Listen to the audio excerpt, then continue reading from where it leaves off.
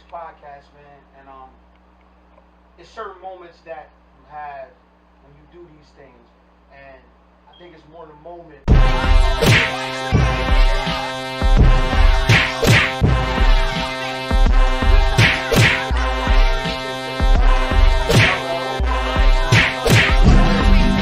These guys came from Woodland, Delaware. Where are you from? Who's fighting right now?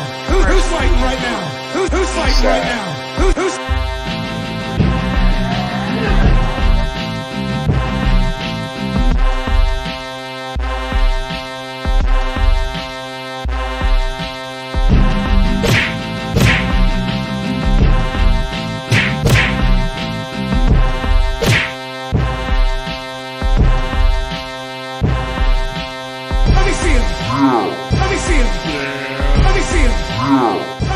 Listen, man, it's your boy D-Mac, man. Fire Nice Podcast. Let me see him. Let me see him. Oh shit, man. So they don't want to see that shit. I don't want to see that shit. I don't want to see the fat niggas dancing around the room. Well, the majority, but there's a crowd for that. Come on, bro. Where's the crowd at? Everybody does it. Like if you put that crowd there. There's a certain crowd. Maybe she don't like that. Yo. We on 10 already. We in the building. We on 10 already. You know what it is. Fire Nice. It's starting out on fire already. You know what I'm talking about? If you want your ass out, have your ass out. You know what I'm talking about? Nobody trying to see that shit. You know what I'm talking about? It's your boy D-Mac in the building.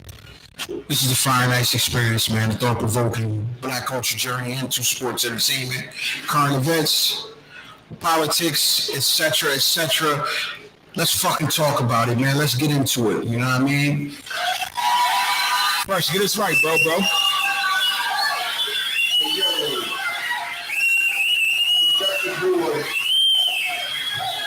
Motherfucker fresh off fire. I'm gonna keep it. Nah, bro. Yeah, man.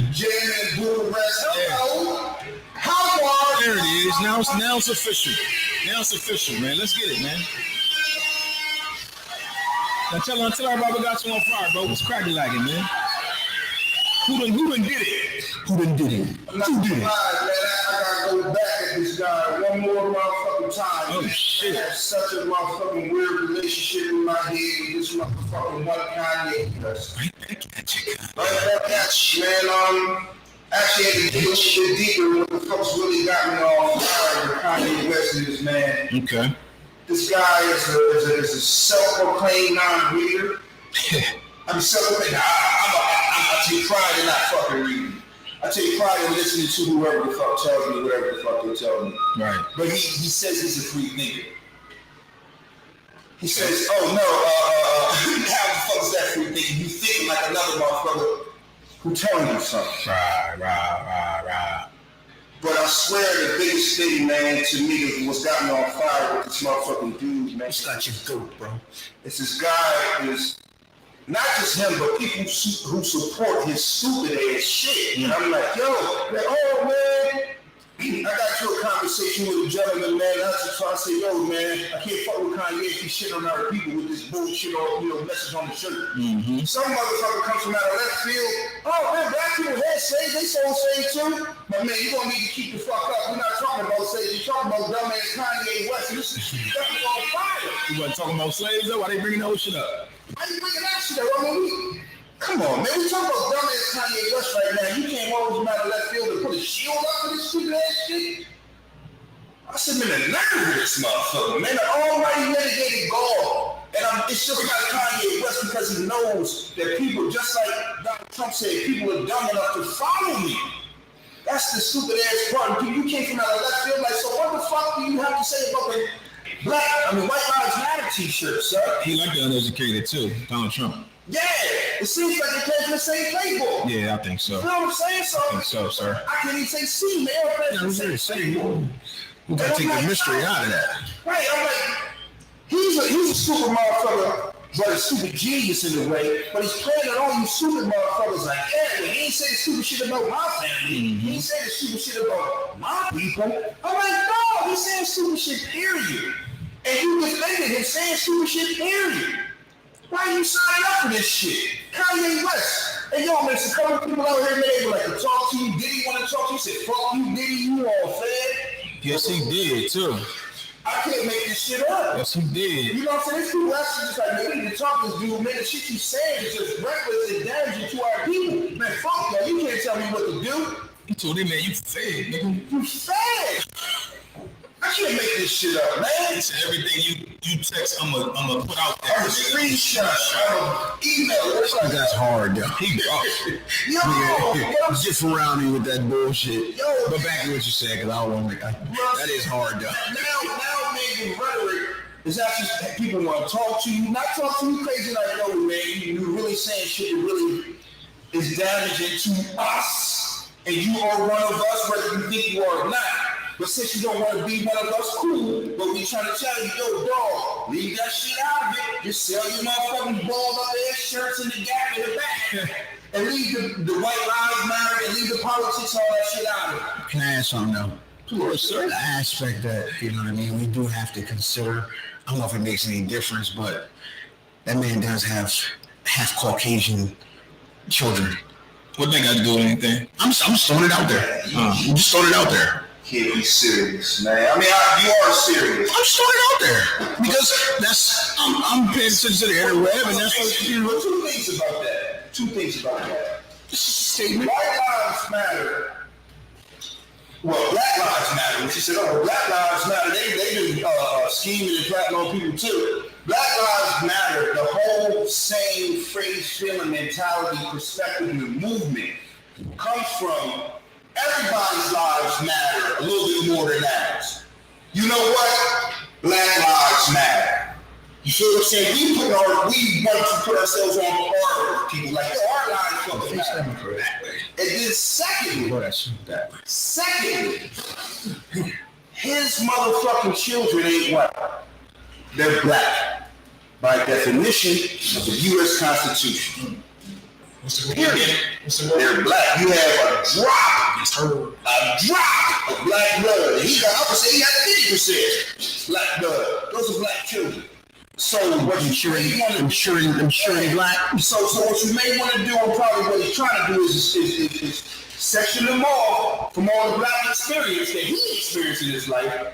And kind of going to say equate him to is the 2022 OJ. I'm not Kanye. I'm not a nigga. I'm not a nigga. I'm Ye. But your kids gonna find out who the fuck they are. Matter of fact, you gonna find out one day. You gonna get your nigga moment.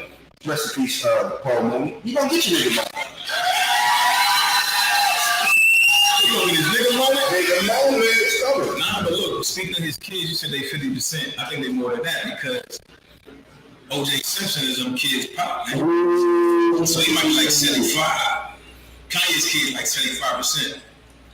I heard that rumor dancing around allegedly around the ball in the hills area. So you saying all them sure it is, all them sure it OJs? Well, they say it's a little bit more color in their skin and shit. It came from Robert Kardashian and Kris Jenner.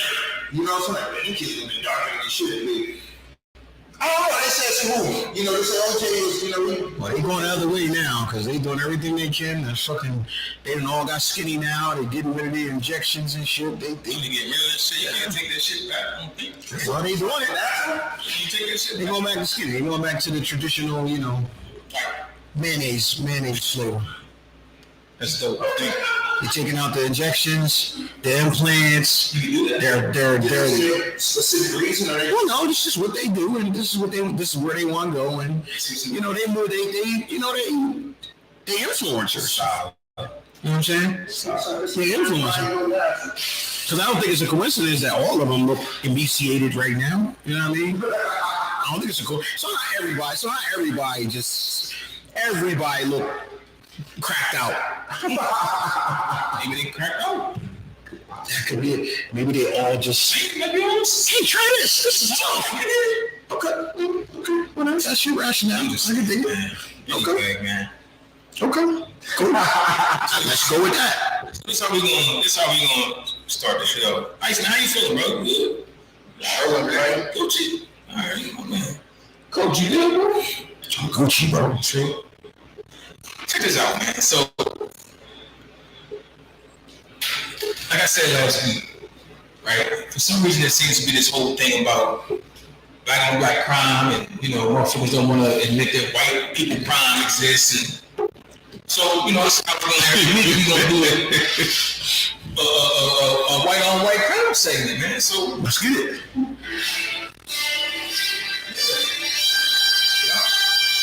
I said something else too. So check this out, man. So, they would have you think that every time a gas station get robbed, or every time shots is fired, in the late night, and the Texaco. Somewhere. Yeah. There's a Texaco somewhere. Right, exactly. And whatever, oh shit. Good fucking pussy. Listen. So, let's get it, sir. On 273 Harmony Road, I think it was, I don't know how many, maybe 5 days ago-ish. Motherfucker ran up in the joint talking about, yo, get that shit up. Right? And, he was unarmed, so he just was like on some type of shit, like, yo, get that shit up, dog. Literally strong. A literal strong. Well, it's strong. Well, okay. So he ran up behind the counter, right? Invasive. And there was a little chick behind the counter. She was armed. Oh. So she killed him. Nigga, take that. Mm-mm. She gut his ass. Tell Maynard when I see him, I'ma gut the bitch. She gut this nigga. Plot twist. So, plot twist right there. As whenever we see news and it's a black person, it's a black person. Like, for example, you can always tell when it's a shooting and it's, big news, and if they show a picture right away, he's black. If they don't see the picture for like 3 days, he a white guy usually, right? So we gonna put this motherfucker out there. The ball. Hold on, wait. The mayonnaise bull who ran up in the joint and they took his storm on. Here it is, man. We gonna put him out there, man. We put motherfuckers on blast, dog. Fuck, they talk.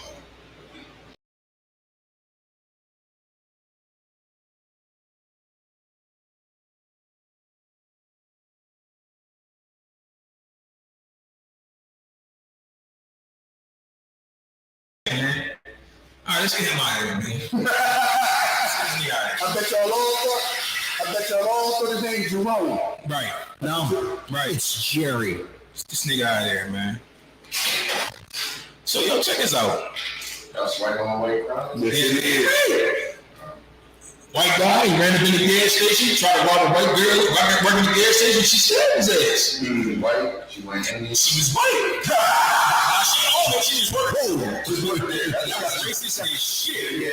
But it's a valid question.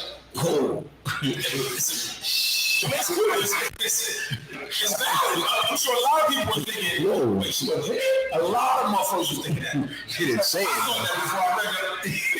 So, yo, check it out, right? That's what they say in the thought bubble. Yeah. Well, fuck it, we don't get it. Yeah, absolutely. So if I said 80 race, it would have been racist? No, he's that race. It's just that race. He's that race. That's right there. You perpetuating the stereotype. It's a true stereotype usually. It's true. Like I said,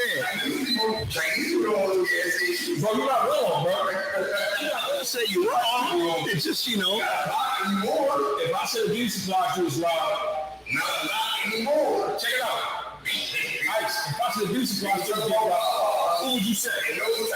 no. Right? If I said beauty supply store, and I said white and white crowd, you'd be like, whoa, they wasn't. Yeah. It wasn't. I wouldn't have said For real? No. I would have said they wasn't. Right. You would have said they wasn't Korean. I would have. Or they wasn't whatever the fuck they are. My point is. What you just saying? I'm proving your point though. Your point. Why did you say something? Stereotype is correct. Because that shit was funny. in 2022, besides the Wawa, I don't know too many white people that own gas stations. So it's a step right. I said anything wrong with it.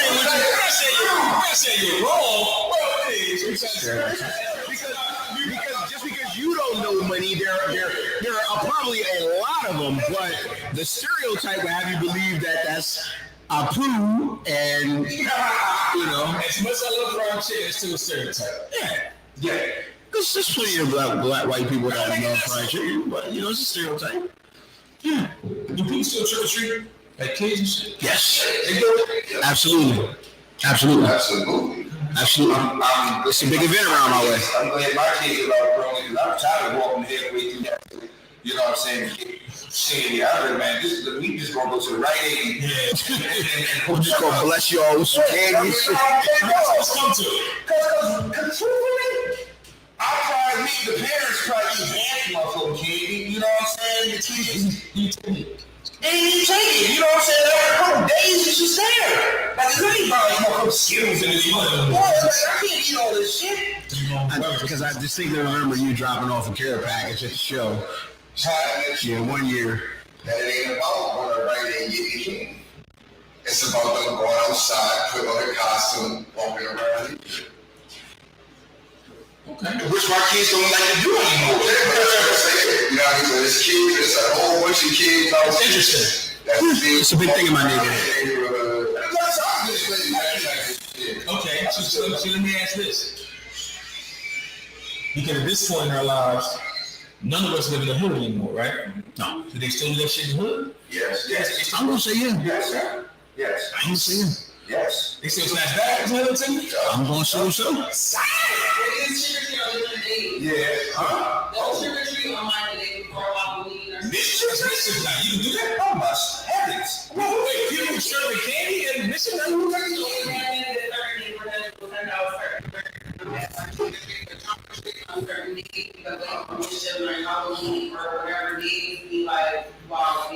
Okay, so what good sister said? What's good sister said? What I'm putting up is some neighborhoods have taken the practice of giving out trick or treat candy the day before Halloween to kind of stem some of the bullshit that happens on Mischief Night and some of the bullshit that happens on Halloween. But does that stem the bullshit on Mischief Night? Because Mischief Night is Mischief Night.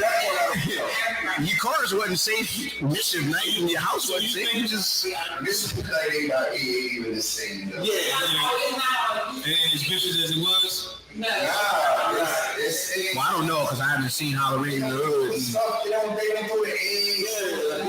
I haven't seen that. Yeah, I haven't seen Halloween. It's been well over 2 decades since I've seen an actual.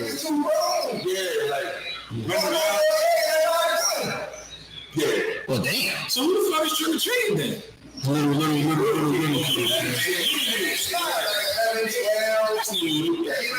I'm saying? I mean, we like 13, 14. We might be out there.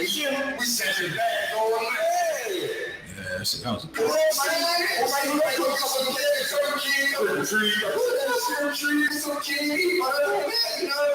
But then these little niggas at 14, 13, they got guns. They ain't going out on this shit. Like, this is going out on this shit. Yo, how fucked up is it that Lisa snatched bags, though? yeah, it's pretty terrible. It's pretty fucked up, man.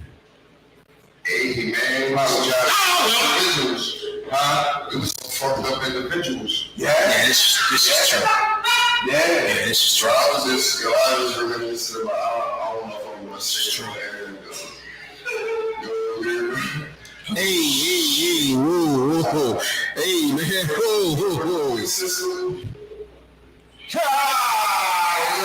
The Star Policy. Yeah, I remember.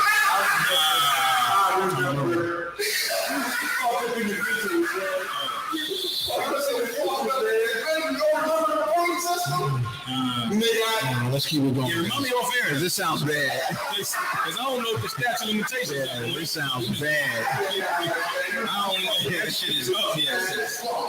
Yeah, this sounds bad. To be aware, you know, some shitty dudes like that. We was some bullshit. I think it's a good thing I don't remember that shit though. I mean, I'm cleansed or no? Nah, you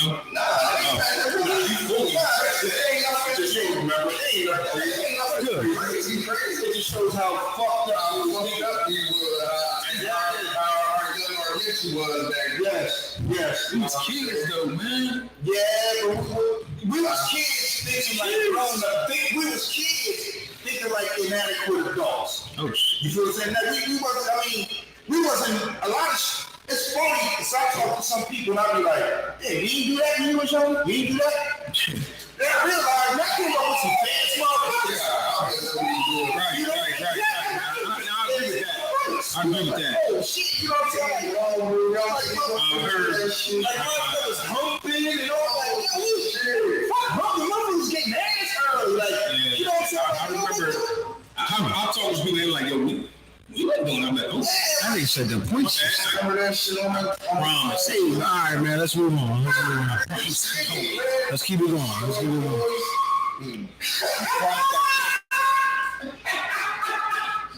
right. I don't remember that shit. Check this out. So remember that episode, right? We was talking about teachers in Missouri are able to beat kids again. Mm-hmm. All right, we were talking about that shit. And we was like, we had different opinions about it.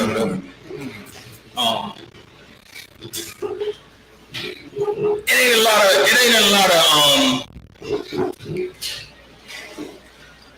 a lot of things happen in this country, right? And we be like, man, that's some fucked up shit, man. These motherfuckers is racist and da. And you know, that's very, very valid, right? But a lot of things happen in other places, and I'm like, yo, this motherfucker in America ain't that bad. Like, you know what I'm saying? Like, true. So in India, right? A bunch of students was in class, and they all like, I forget what they did, but they all did some shit wrong, right? I don't know if they talked in class or whatever.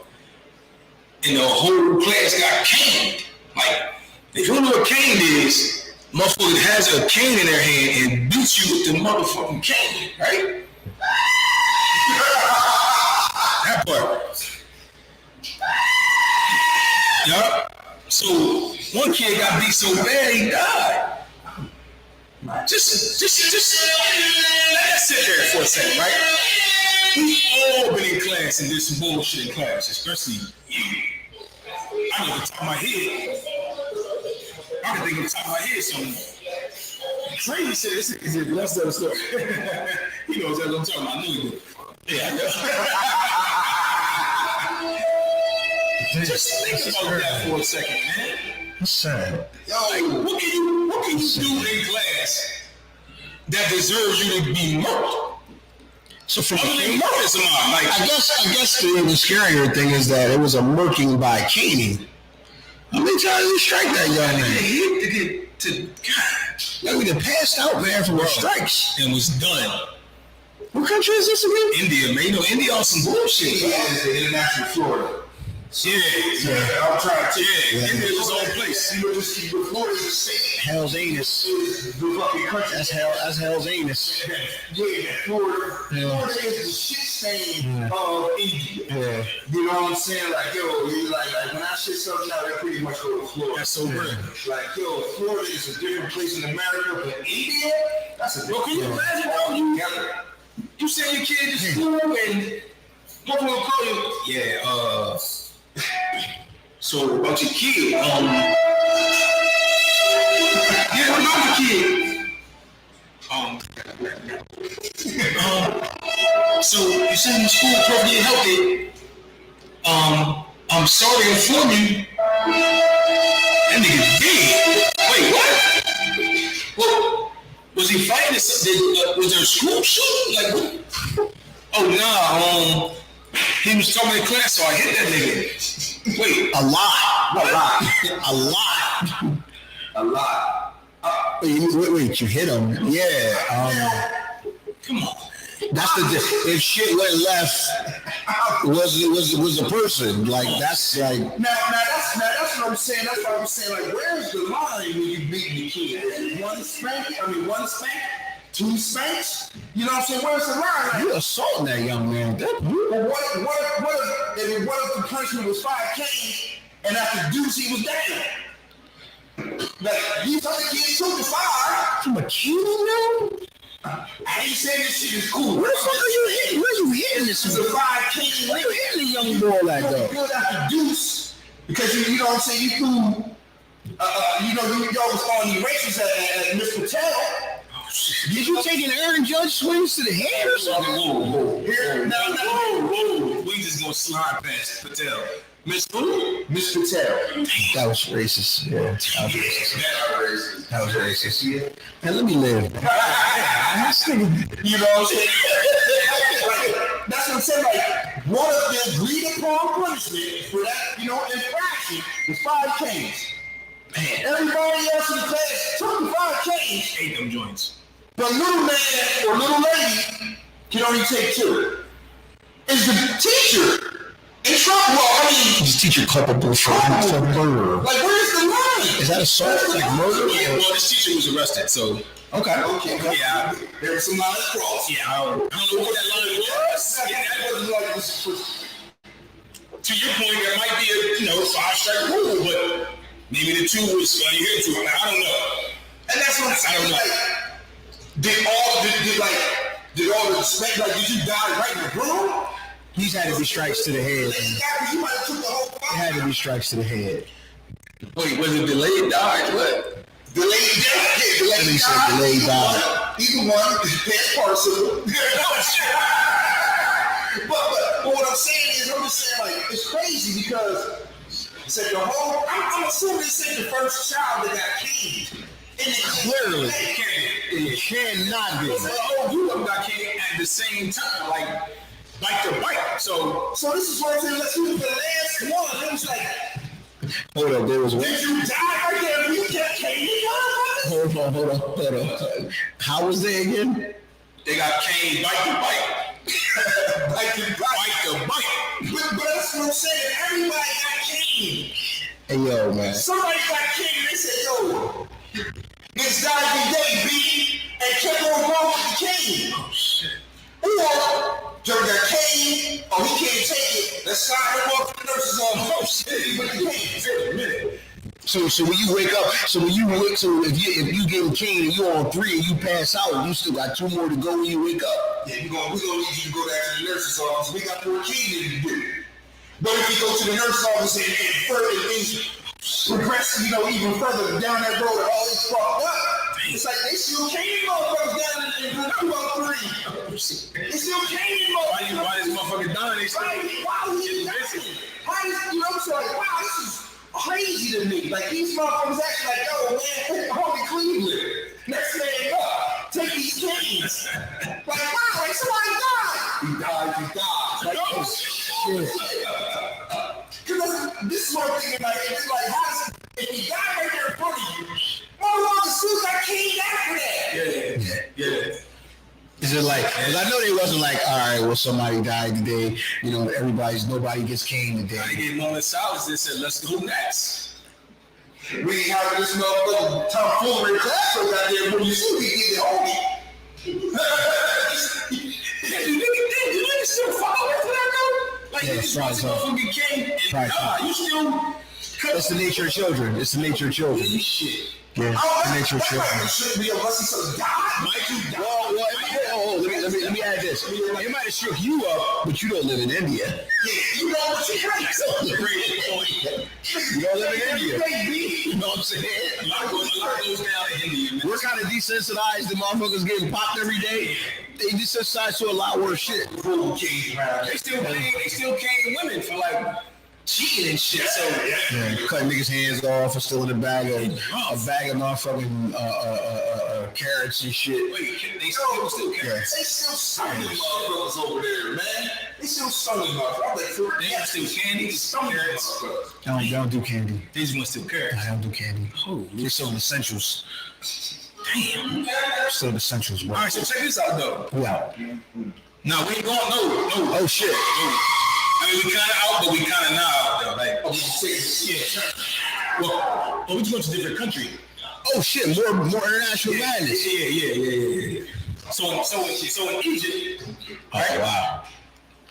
10-year-old girl was in class. She went to the board to do the problem, and she spelled the word wrong. Literally, she spelled the word wrong. The teacher bombed her with a stick. Like, I don't know if the teacher was carrying. Bro, if a mom fly, I don't know if the teacher just carry sticks around. Like, I don't know. Like, if it was a big stick, I don't know. But the little girl, 10-year-old girl, spelled the word wrong, and the teacher, boom, Yo, the daughter with the little girl, that's pressure. Died, bro. that's pressure. Hold on. Yo, what the fuck is these chains made out of, man? No, this was sick. So specifically, it was just They got all kind of weaponry. Yo, a spelling mistake. you listen. You give me some shit, Mr. Bailey. We'd like you to spell chrysanthemum. I'ma stand up. I'm gonna get close to the door. Wait. What you gonna do? Fuck that. I'm out, man. That was Fred now? Spell chrysanthemum. Yup. Chrysanthemum. Watch my nuts. Yo, what kind of motivational factors that you get a word wrong? Bro, Smack you across the back of his head. I don't ever want to face the Egyptians in a spelling bee. They got to be spectacular, Bro. nigga. You know what? Because if you just if you just in class and spell a word wrong and you die, imagine you over another country, you embarrassing the whole country. I guess you're gonna say something else. Words. Yeah, go ahead, do that shit. I know where you're going with it. Who the fuck reading all these motherfucking spelling bees out here? Oh wow. Indians. Wow. Damn. Yeah, that's kind of rough, man. I'm just saying. Stereotypes. These motherfuckers, yo, they just had to make shit up. Like, we can't go on forever because y'all gonna spell every joint. We gonna run out of words. So whoever can spell these last 2-3 words, all of y'all win. Just because we going on for days. We can spell every word you pull up. Damn. They're like, we're not gonna do this. We know you can do it. So they have to change the fucking spelling bee to, look, man, we've been here spelling all my fucking week long. We're not just gonna keep spelling all these words. We'll be here 2 goddamn long. Yeah. Whoever spell these last couple words, y'all all win. Sudden death. Wait, yo, Yes. You know what I'm saying? But at the end, it's always an Indian. Yeah, I They agree. were dominating motherfucking spelling bees. I agree with that. It's just funny. Because all these Indians in America. Well, they still take that tradition with them. That's what I'm saying. So that's what you're saying. Yeah. Yeah, right. Fucking their ass up. Well, there's an international spelling bee. They're not beat. There's an international spelling bee too. They toughen that shit too. They Yeah. like they just spelling motherfuckers. They chained it. Yeah, I'm talking. Scripts is international. When I say strips, it's in Yeah, that. Scripts is international. That nigga do the name too. It's like strips. But I was like, the culture they come from, and the tradition, they're like, nah, people bad for these spelling bees around here. That's facts. Real shit. Fact. Shit ain't no niggas a gang. Damn. Motherfuckers looking at niggas and they sitting up on the podium, they like, damn, you couldn't spell that? That nigga back there was cash. Not behind the stage. They look at the king motherfucker like, I got this. You know what I'm saying? I got Chris Anthem on. You that's fucked That's up. pretty wild. So check this out, man. Get in the car, man. Fuck these kids. Matter of fact, we still talking about kids, but fuck them kids. Fuck them kids. That's a piece of the kids that got I cancer. mean, yeah, except them. Yeah, except them. Hey, check it out, right? It's brutal. So there's a read the article, right? And it was like, I think the little girl was, I want to say she was 5, right? And she told her mom that one of her classmates had pink hair. So she wanted pink hair, right? So the mom said, all right, here's what we did. We just bleach your hair. And, you know, and it won't be pink, but it'll be, you know, white, whatever the fuck color. But boom, that's what we're going to do. So the conversation was, you know, they said doctors say that it's best to allow your kids to how they word it, to join you in the decision-making process when it comes to things like that, the hair color, you know, whatever. Now, Big Daddy. Now this is a 5-year-old kid. So Big Daddy, embody a Big Daddy. Yeah. Now, I'm all for it, right? At a certain point, when Biz got a certain age, he was like, I want my hair cut like that. I want it. Like, cool. You know what I mean? So they want to wear fisherman boots, That's cool. Yeah, shoulder but pads, and how far cowboy do you hats go to with school. that? And how young do we allow them to dye their hair, bleach their hair, whatever the fuck? I mean, hair, I don't really care too much about that. I'm thinking, I guess, as an adult, at a certain point, I got to step into the point where, you know, you don't. Well, then again, Is your 5-year-old bleaching their hair? my 5-year-old is not 5-year-old. No, not at that age. My 5-year-old is not bleaching her hair. I don't. No. Okay. No, not So 5. so where do you stand on, you know, like you said, the Big Daddy thing? We all see Big Daddy, I assume. He wore the fisherman boots. Yeah. He wore the motherfucking what's that shit, the strainer on his head as a hat. He wore like a He was looking like Andre. He was looking like Andre 3000. shit. Right. So what you got with that? I mean, that's cool. Like, how far do we go with this shit? That's not cool. Because what I'm gonna do is I'm gonna save my kid from ridicule because I know how cool kids are, and like he said, you don't want to be the stinky kid in class. Boy. Because you might think that shit cool, but it's 19 to 25 other kids in class that can form an opinion of how, you know, yeah. And you can carry that. You may not even know it. First, where you with that? You're Where a you stinky with, you know, allowing your kids to be part of the decision making? And what they wear? Because you got a raincoat, no t-shirt. You know? Raincoat, no t-shirt, shit, no deodorant. I had my mama told me way back in the days. Me and my mom clashed a lot on fashion and hair. My mom said, "Hey man, you the one got to wear it. They gonna say the shit about you." Got some of the realest shit and bragging to what I go by right now. You know what I'm saying? I'm like, bro, they gonna say the shit about you if you wear it. So feel free. They're gonna say they not. Oh, man, you can't. No, that's him. That's him with that shit on. You want to wear it? Feel free. Feel free. Feel free. Okay. Let me see that nigga. Nice. Where you with it, bro? Where would you draw the line at? It depends, like, having no color in the hair, that will never happen until you get of age, you know what I'm saying? Maybe high school, late high school. Okay. You know what I mean? You senior year when I start then you make more decisions. But like, yeah, you know what I mean? For his hair, you know what I mean? My daughter, she be choosing hairstyles, but if I don't think,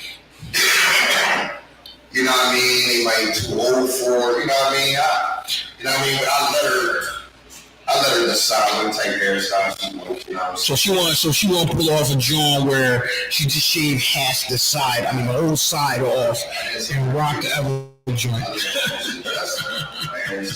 Because I don't involve color though. If I think it's alright, I'll be like, okay, I'm gonna get that done. You know what I'm saying? Okay. And clothes,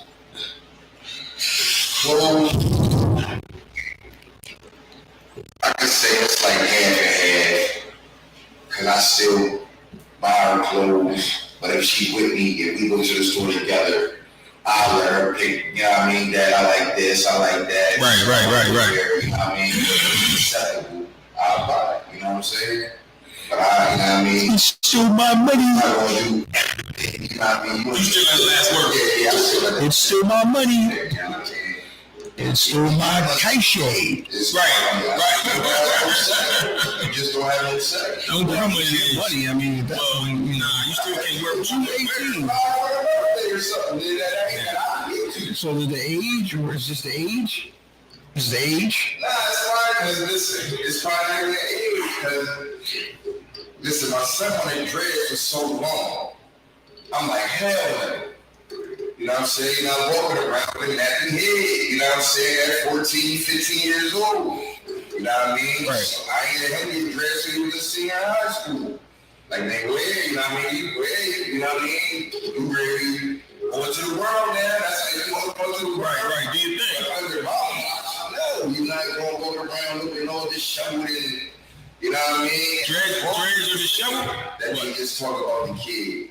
Because it's grown-ups that's thinking about you when they're telling you, you know what I mean, looking at this raggedy kid. Thinking like, yo, how does Derek Rodgers, Janine Rodgers, let him walk the house like this? It's funny you say that. You know what I'm saying? How they let him walk the house like this? Because I was thinking that. What is he living in? Where are they living at home? When you said that, when you said your mom said that, my mom used to always say, they ain't gonna talk about you, they gonna talk about me. Yeah. So you ain't wearing that shit. I'm a better parent. Then you come out here smelling like that. Face up, wearing whatever. That's my fault. Like you know what I'm saying? If your kid don't go trouble, so why are your kids outside dirty? That's your fault. Not dirty is something different. Now you gonna take it back, cuz. Listen, some young motherfuckers don't like taking baths.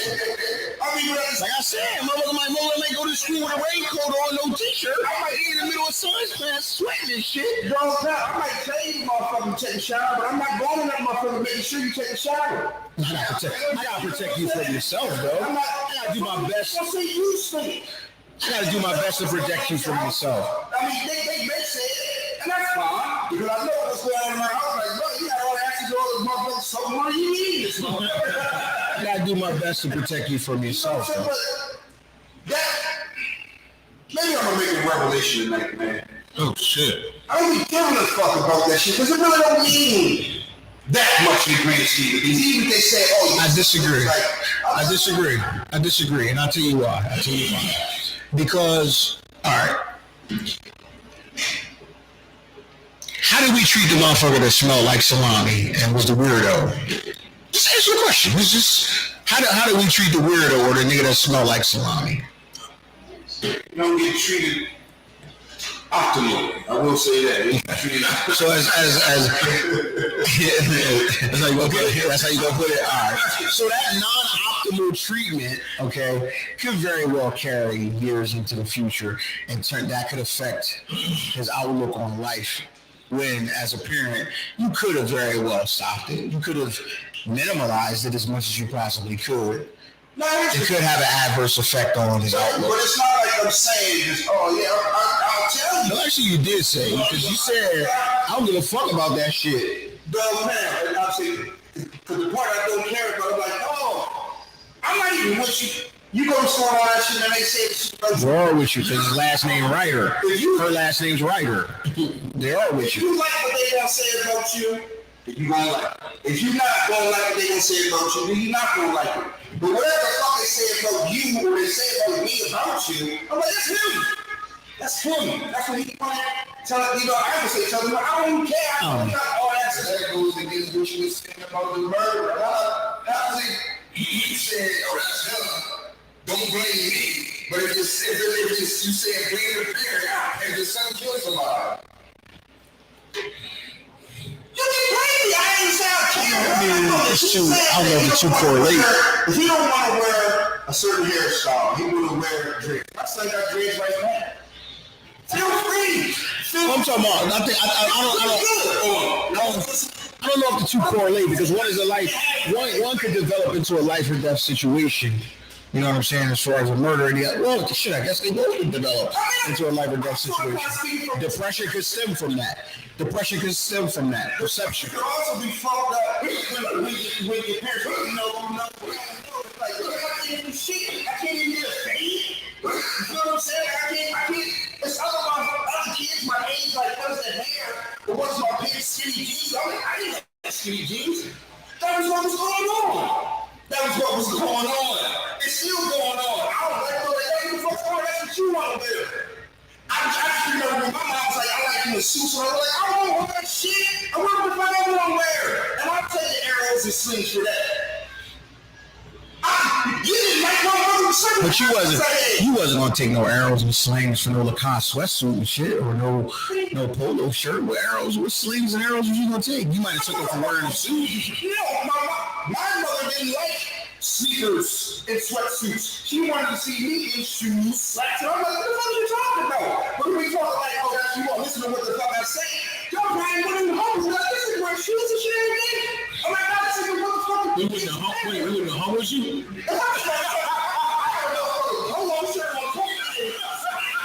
With penny loafers on. You'd have just been a nigga that wears penny loafers. Copy kid.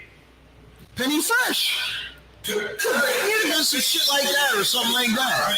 I don't see your hanging with me every day. Cause you wear loafers, nigga? Yeah, do we hang with motherfuckers who do that shit every day? Nah, but I didn't know motherfuckers do it every day. Yes, right? What the fuck I gotta be the motherfuckers and shit? My point is, just because we didn't hang with them, doing what we wouldn't have, I didn't hear nobody smoke crack. Because I didn't know nobody smoke fucking crack. Well, that's a little different. I'm not hanging with smoke crack. So I'm not hanging with nobody. Not knowingly. Yeah, you just flush that one.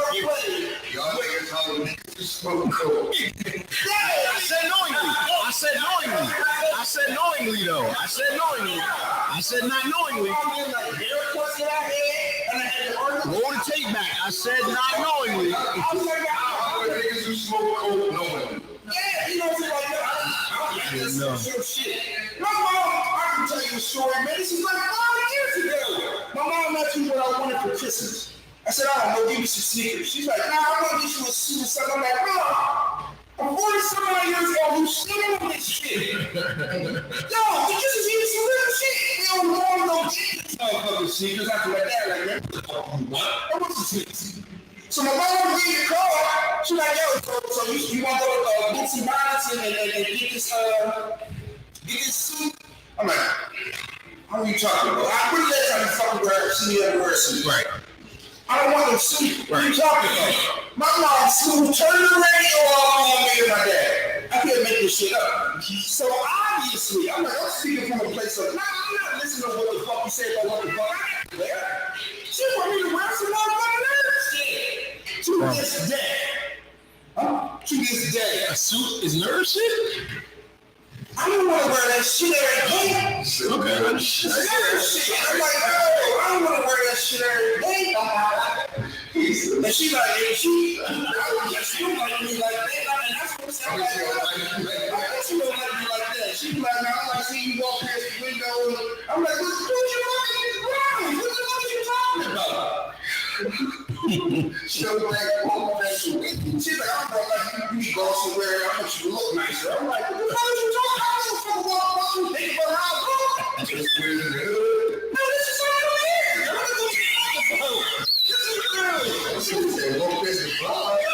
What are you talking about? You talking about like 1990 or something, or 1989 or something. You said like earlier this year. Bro said earlier this year.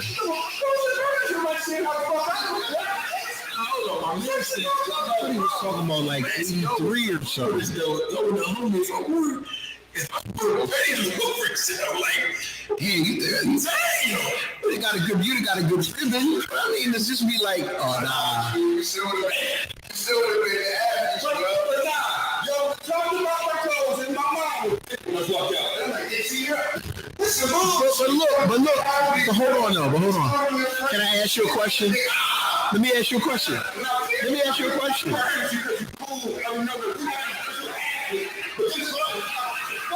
Yeah, that's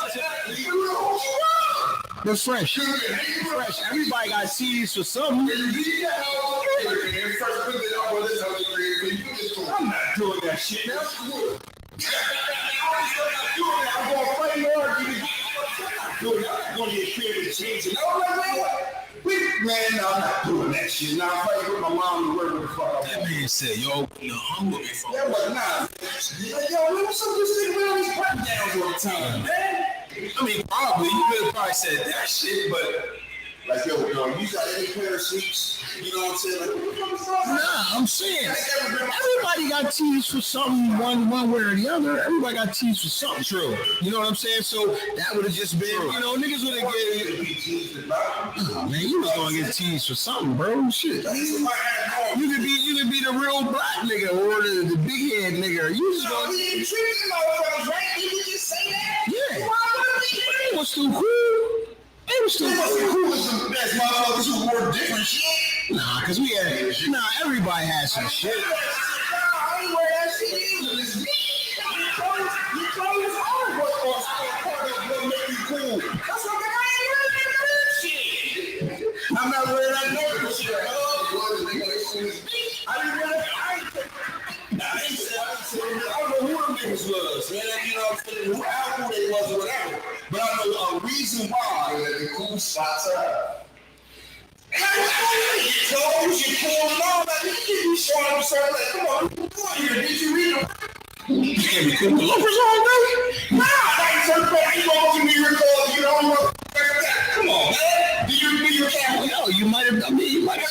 You might have now black short t-shirt. This nigga come through with penny loafers on. And I'm reading with y'all. Who's the nigga that just came from like Bel Air? What the fuck with you? It'd be like Atlanta.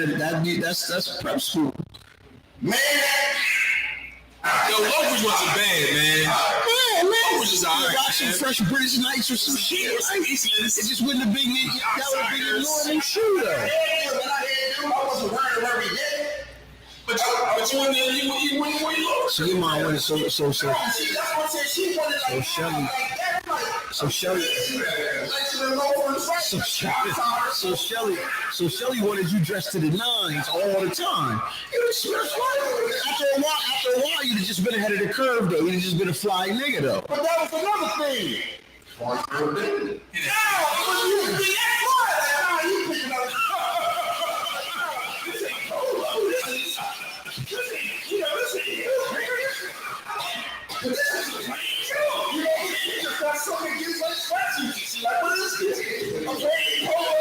She was trying to protect you, man. The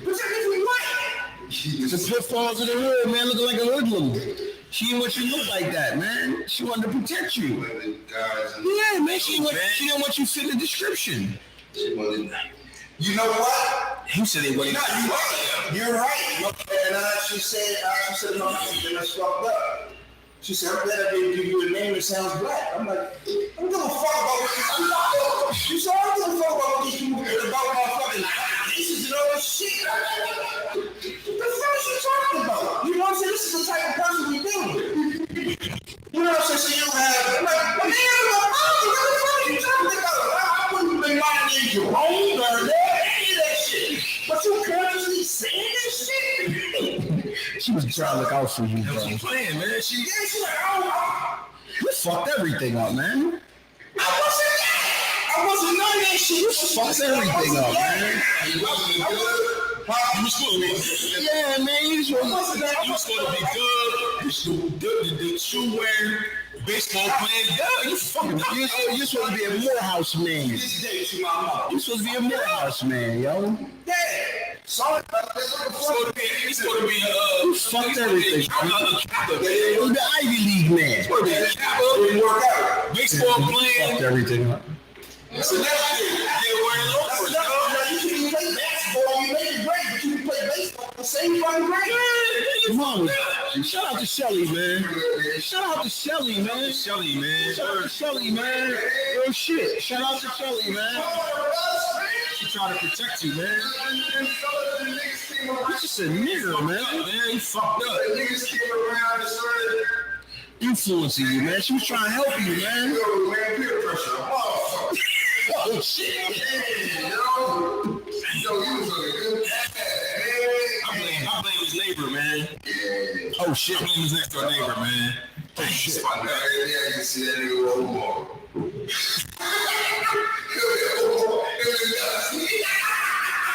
That's my best friend. Shut up, Sucksy. You know, you're dating Nino Brown.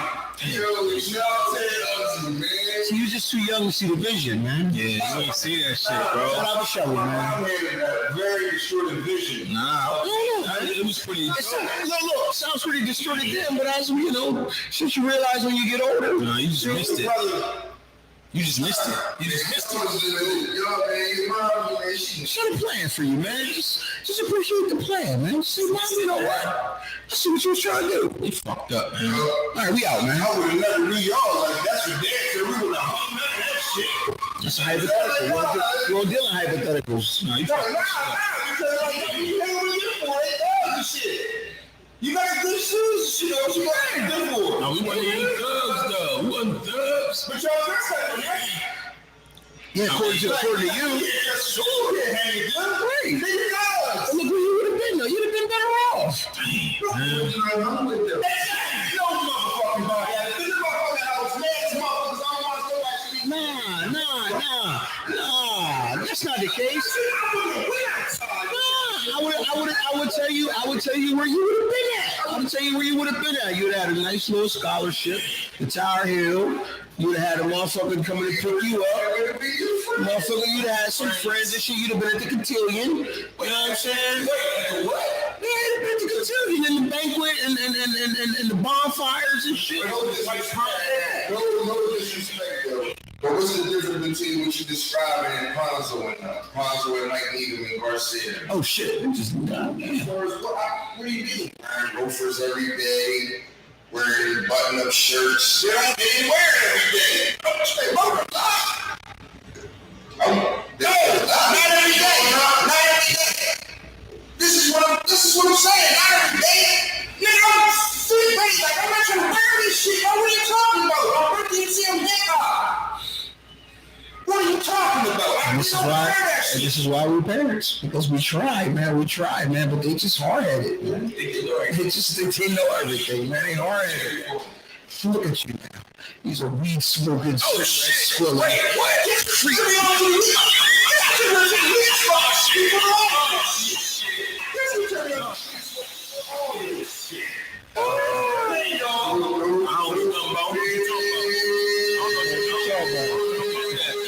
I don't know what you're talking about, bro. Nope. I don't know what you're talking about. Man, I was so glad my grandmother Mildred Marie Friend was in my house. Because she actually turned out when I looked at it in hindsight, she was my only advocate in that motherfucker. And that's her, this is what jokes or nothing, she's my only advocate in that motherfucker right there, Shirley. Can he do anything? It's a little deeper, man. It's a little deeper. Shit. It's a little deeper.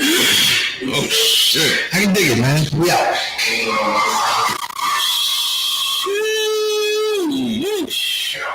Oh shit! Wait, so hold on. If you would have worn loafers, would you still be putting us out your grave? I would have hung you like that to you. You fight right in the city. I would have been there. I'm glad you was hard-headed. Because that was some good-ass lemonade burgers. I'm glad. Thanks, man. Thanks. I'm glad, man.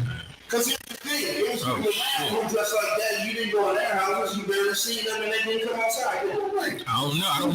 My mom wanted to be there. Is that so bad? Yes, you know, dressed like that. The 7-foot cat burger and little Timmy and them. Dressed like that every day for as long as we know. And then just one day. They was cool. But that's like how they dress. All right. I mean, yeah. I'm supposed to go on that route.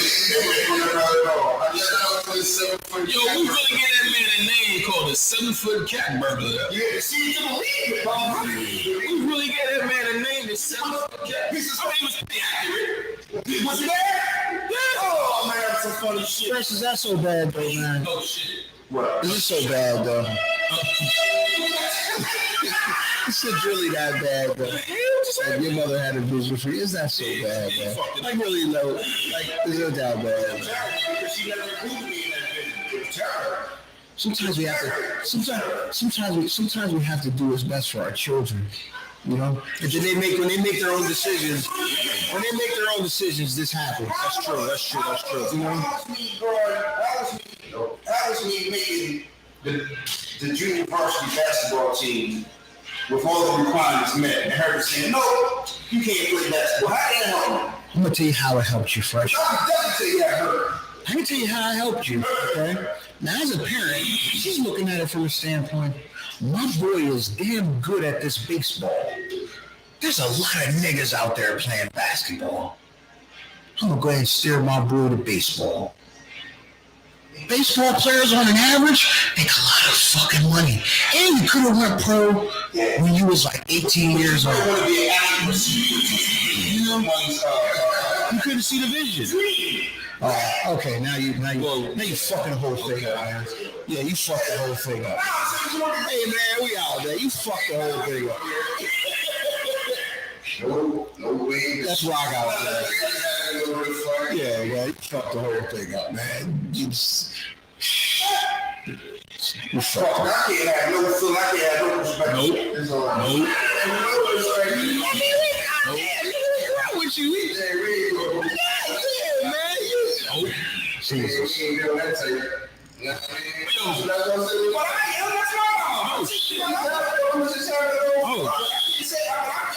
Jesus. Josh, you think I can, that's what he said.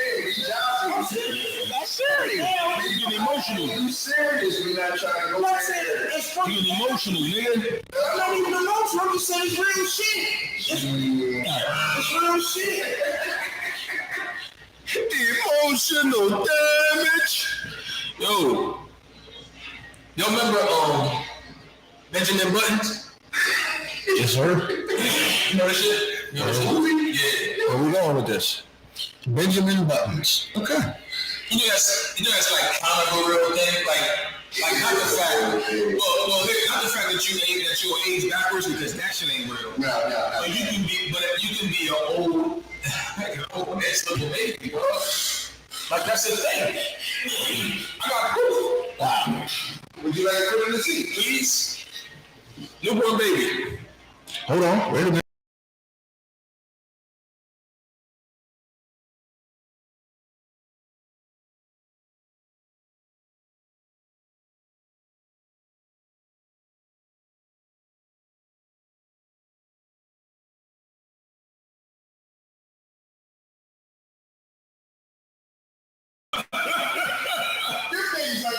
Second divorce, they got pictures, they got pictures. God damn, man, that's a shame. Now the plane got pictures? Man, they got pictures of new niggas, man.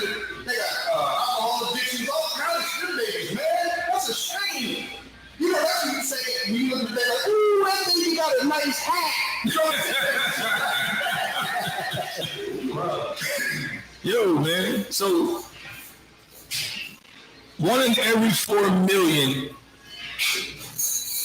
First of all, the fact that you are the one out of the 1 in every 4 million is fucked up. Unless you hit the Powerball, but that's cool. But the fact that 4 million individuals were born even like that, and you was one. That's fucked up, man. Man, to me, man, a lot of that goes to, was that in America? Of course not. Right. You know what I'm saying? A lot of people say, oh, vaccines and this and that. Like, nah, man, when you allow certain gene pools to run rampant, then those defects in those gene pools continue over and over and over. You get old age looking babies, you get a baby with 4 legs. Like, yo, that should be so happy in certain places, man. It's called progeria. Okay. A rare illness that affects 1 in every 4 million individuals and causes the body to age far quicker than usual. So what is this? Mustache at 4? Holy shit. You know what I'm saying? Like, well, do they live the extended their life? Nah. According to reports, the children that are born with this do not often live past the age of 13. because they keep aging. Yeah, they aging. Yeah. You know what I'm saying? They, like I said, they like that bitch quick shit.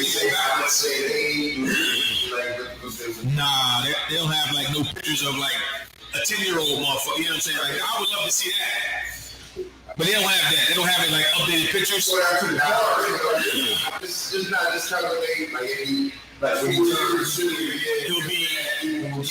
Yeah, I got you. Yeah. Nah, it doesn't. You gonna be 4 years old with a mustache? You know what I'm saying? That's a good question. No, yeah, that's what it equates to, dog. Pretty much. I'm saying like you gotta be like 13, just like 3 or 4, you know, like 4 or 5. Shit, 13 times 5. That's like 5 or 6 years, you know, for dog years. Now that might be dog years. Dogs don't live. They live to about 13. Yeah, you know. So that's some fucked up shit. That is fucked up, man. But I swear, man, it's like their gene pool allows that, you know, for mutilations in DNA to continue. You know, certain places you just don't have, you know, babies that can create babies. You know, they don't have those type of genes. You know what I'm saying? Like that. I remember somebody told me, it's like, yo, you ever sat at the copy machine and watched dinner after dinner after dinner after dinner after dinner? No, why the fuck would anyone do that? Right, he's like, nah, of course it's copy. He was like, yo, he said, but it's copy to copy. One copy to the second one to the other one. Right. Yeah, I've actually been at a copier machine, unfortunately, in line and shit, waiting for my shit. And it's, yeah. Right, you know, so that's I get that now. How genes work. If you're controlling the gene population to some extent. If you don't stop that, you don't catch that bad copy, then you catch a bad copy, then all the copies accurate could potentially have that spot on. Or in genes, it's like, okay, well, it may not be accurate, but you got that gene to where people in other parts of the world don't even have that gene to where it's possible. You gotta do something about that India or wherever that's at, man. Pakistan. Bangladesh. Yeah, Bangladesh. Sri Lanka, somewhere like that. Oh shit. What you gonna put that inflection on? Oh shit. You know what I'm saying? But yeah, you can't control that population. You get cane and shit all over the place. Yeah, you get cane and all that. We gonna control the living motherfucker. That might be the problem. Yeah, we can't control Motherfuckers caning them, hitting niggas in the nuts and shit, fucking up their reproductive system, and you know what I mean? It might be all kind of shit. Niggas getting caned and fucking up their reproductive organ. Yeah, it could be a lot of shit. Certain mutations can be stopped. I don't say stop, but they can put a stop or this won't be as active or something like that. Then over time, it can get down, and just like it's getting brought up and get down. You feel what I'm saying? So it's crazy how, it's crazy. I just know they don't have a good healthcare system. Like, shit, you know it's a documentary when we get this baby. You let alone, you know what I'm saying? We can't motherfuckers around here. We don't have no prenatal care and ain't no aftercare. Clean the shit up yourself. Get these canes, motherfucker. How about that? Let's just fuck up the stud order when we go get cane. For your own baby? Yeah. Ain't clean that shit up? We do all that.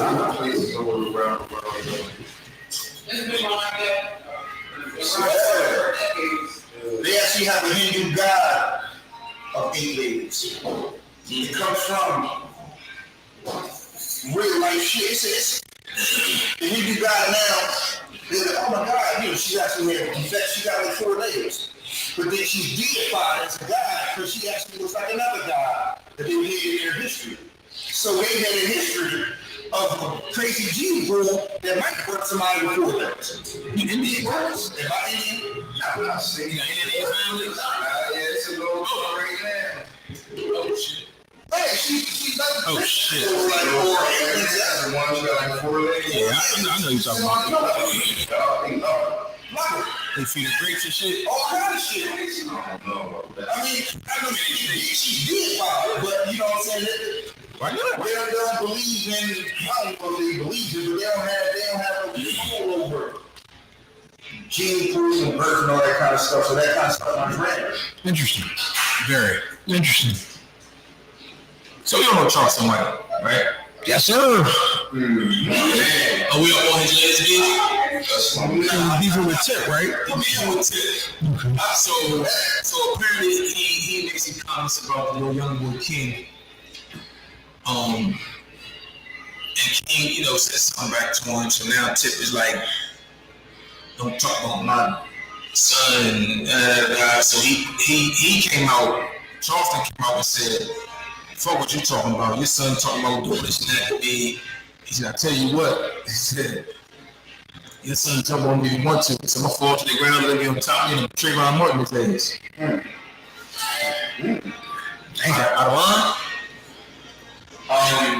No. I mean, for the reference. Well, we ain't talking about no 12-year-old kid. I mean, shit. This is true. That's it. Yeah, we're not talking about a 12-year-old kid. We talking about a kid. I'm talking about he's like 18, 19 now. Yeah, that's a grown ass man. He might be packing in the Harris residence. He is bad. Well, there you go. He's definitely back. So why you messing with that man? You know how he do. Anymore? He's got a case now. I mean, he can still pack. He just can't pack. If it's a felony out there, like it was in Delaware, he can't carry no gun. That is, he get locked up for a certain amount of weed. He can't carry that because Atlanta don't have the same kind of marijuana laws that we have in Delaware. Right. It's really illegal out there. You know what I'm saying? So it still may be a felony, depending on what he had or just what it was. So he may not be able to carry a gun. Even with his thing being adjudicated right now. You know what I'm saying? We might need you to turn in all firearms and all that. Because they might not give him back if he's found guilty of a healthy enough crime. So he might not be back. That's internet shit. But hey man, you wanna leave that man alone? Bro, leave that man alone, nigga. You put niggas in jail for real. Yeah, Charleston, why they leave that man alone? But he ain't hiding it. He's not bashful. And he clearly says that he has a problem with anybody that is a issue or a threat to the community. Period. And he views rappers, he views hoodlums, he views drug dealers as a threat to the community, and he is on a crusade to incarcerate and protect what he feels as though is his community against those types of individuals. And he is dead serious. He makes no bones about it. He does not like gangster music. He does not like drill music. He does not like gangster rappers. He does not like drill rappers. He does not like gangbangers. He does not like any of those. He feels as though that is a problem, and he is trying to eradicate that segment of our society. He's been very consistent with his message. And I guess you got two factions. You got people who just adhere to street code, and then you got people who may be in the streets, may not be in the streets, or may possibly be a civilian who said, what he's saying makes sense. I mean, it makes sense. He's a civilian. And not only on top of that, listen to his message because he's been consistent in it. I ain't saying I agree with it all that. I ain't saying I disagree with it. But I think some of this is we've been doing wrong so long, we don't know what right looks like. You know what I'm saying? Just like they were saying, my mom was trying to send me on a better path. Hold on, man. He may not be your father, and you may not like his message, but I can tell you that's a better path than what you think you want. I can tell you that's a better path than what you think you want. He's made it very clear. He has done his best to bust suspected drug houses. If you threaten him openly on social media, he will use that against you. That is a terroristic threat in his eyes, and he will call the police. He is on a first name basis with the police. But he keep it real. Absolutely. What I'm saying is, all that shit you said, all he say is, leave me the fuck alone, and it won't happen to you. Y'all come fucking with me. Because of some shit I'm just talking about over the internet. I'm just talking shit. You know what the crazy thing is, though? A lot of people want what he's talking about. They don't really want crack houses. They don't want the violence. But they don't want him going about it or anybody like him going about it that way. They want to just go away on their own. They want to I don't know if it's going to go away. Everybody actively campaigning. Everybody like, yo, you can't say that. I'm like, yo, you fucking my community up. Fuck with the niggas that's trying to get rid of shit like that. He fuck with them people. He fuck with the he go to hit. That's why he go to other towns and fuck with the activists and do all that shit. Y'all fucking with him. Yeah, I guess we're saying the same thing. We're saying the same thing. What I'm saying is that a lot of people want what he's campaigning for. They just want that deep down inside. Yeah, right, deep down inside. They want that campaign. No, I'm talking about the people. I'm talking about the community wants what he's saying. Community, yeah. Not really people. I know that shit. If I'm making crack money, I don't want it to go away. But I can also say they are a small minority, and they, for lack of a better term, they're always wrong. Well, you gotta understand. Like, we're not promoting crack and all that stuff because we all know where it comes from, and that's what he's saying. You gotta understand that. And to what you said people don't really want it. Well, you understand. Sometimes in the neighborhoods, your family member is the guy that's destroying the neighborhood. He's the terror. He's the Viking in the neighborhood. So it's like you want it to go away, but in order for it to go away, it's like you can't pick and choose. It's a thousand, you can't pick and choose. Listen, Ferris gonna say the same shit. Ain't nobody talking about we're gonna get that, nigga. Y'all destroying the black community. The only time he's calling the cops are people that are fucking with him. He's not going out like, yo. No, actually, he said that. No, actually, he did say that. He said, "I'm gonna find all your crack houses. I'm gonna find Frank." He said that. That's the joke, but he's not doing that. No, I don't know what he. I know that's what he's saying. That's his spew on the internet. Yeah, y'all keep fucking with me. I'm gonna find all your crack houses, find all the motherfuckers y'all dealing with, and I'm gonna go to the DA. Cause I know her. And you know she put out videos on you niggas. And I'm gonna tell on y'all. Tell her I think I know. Man, I'm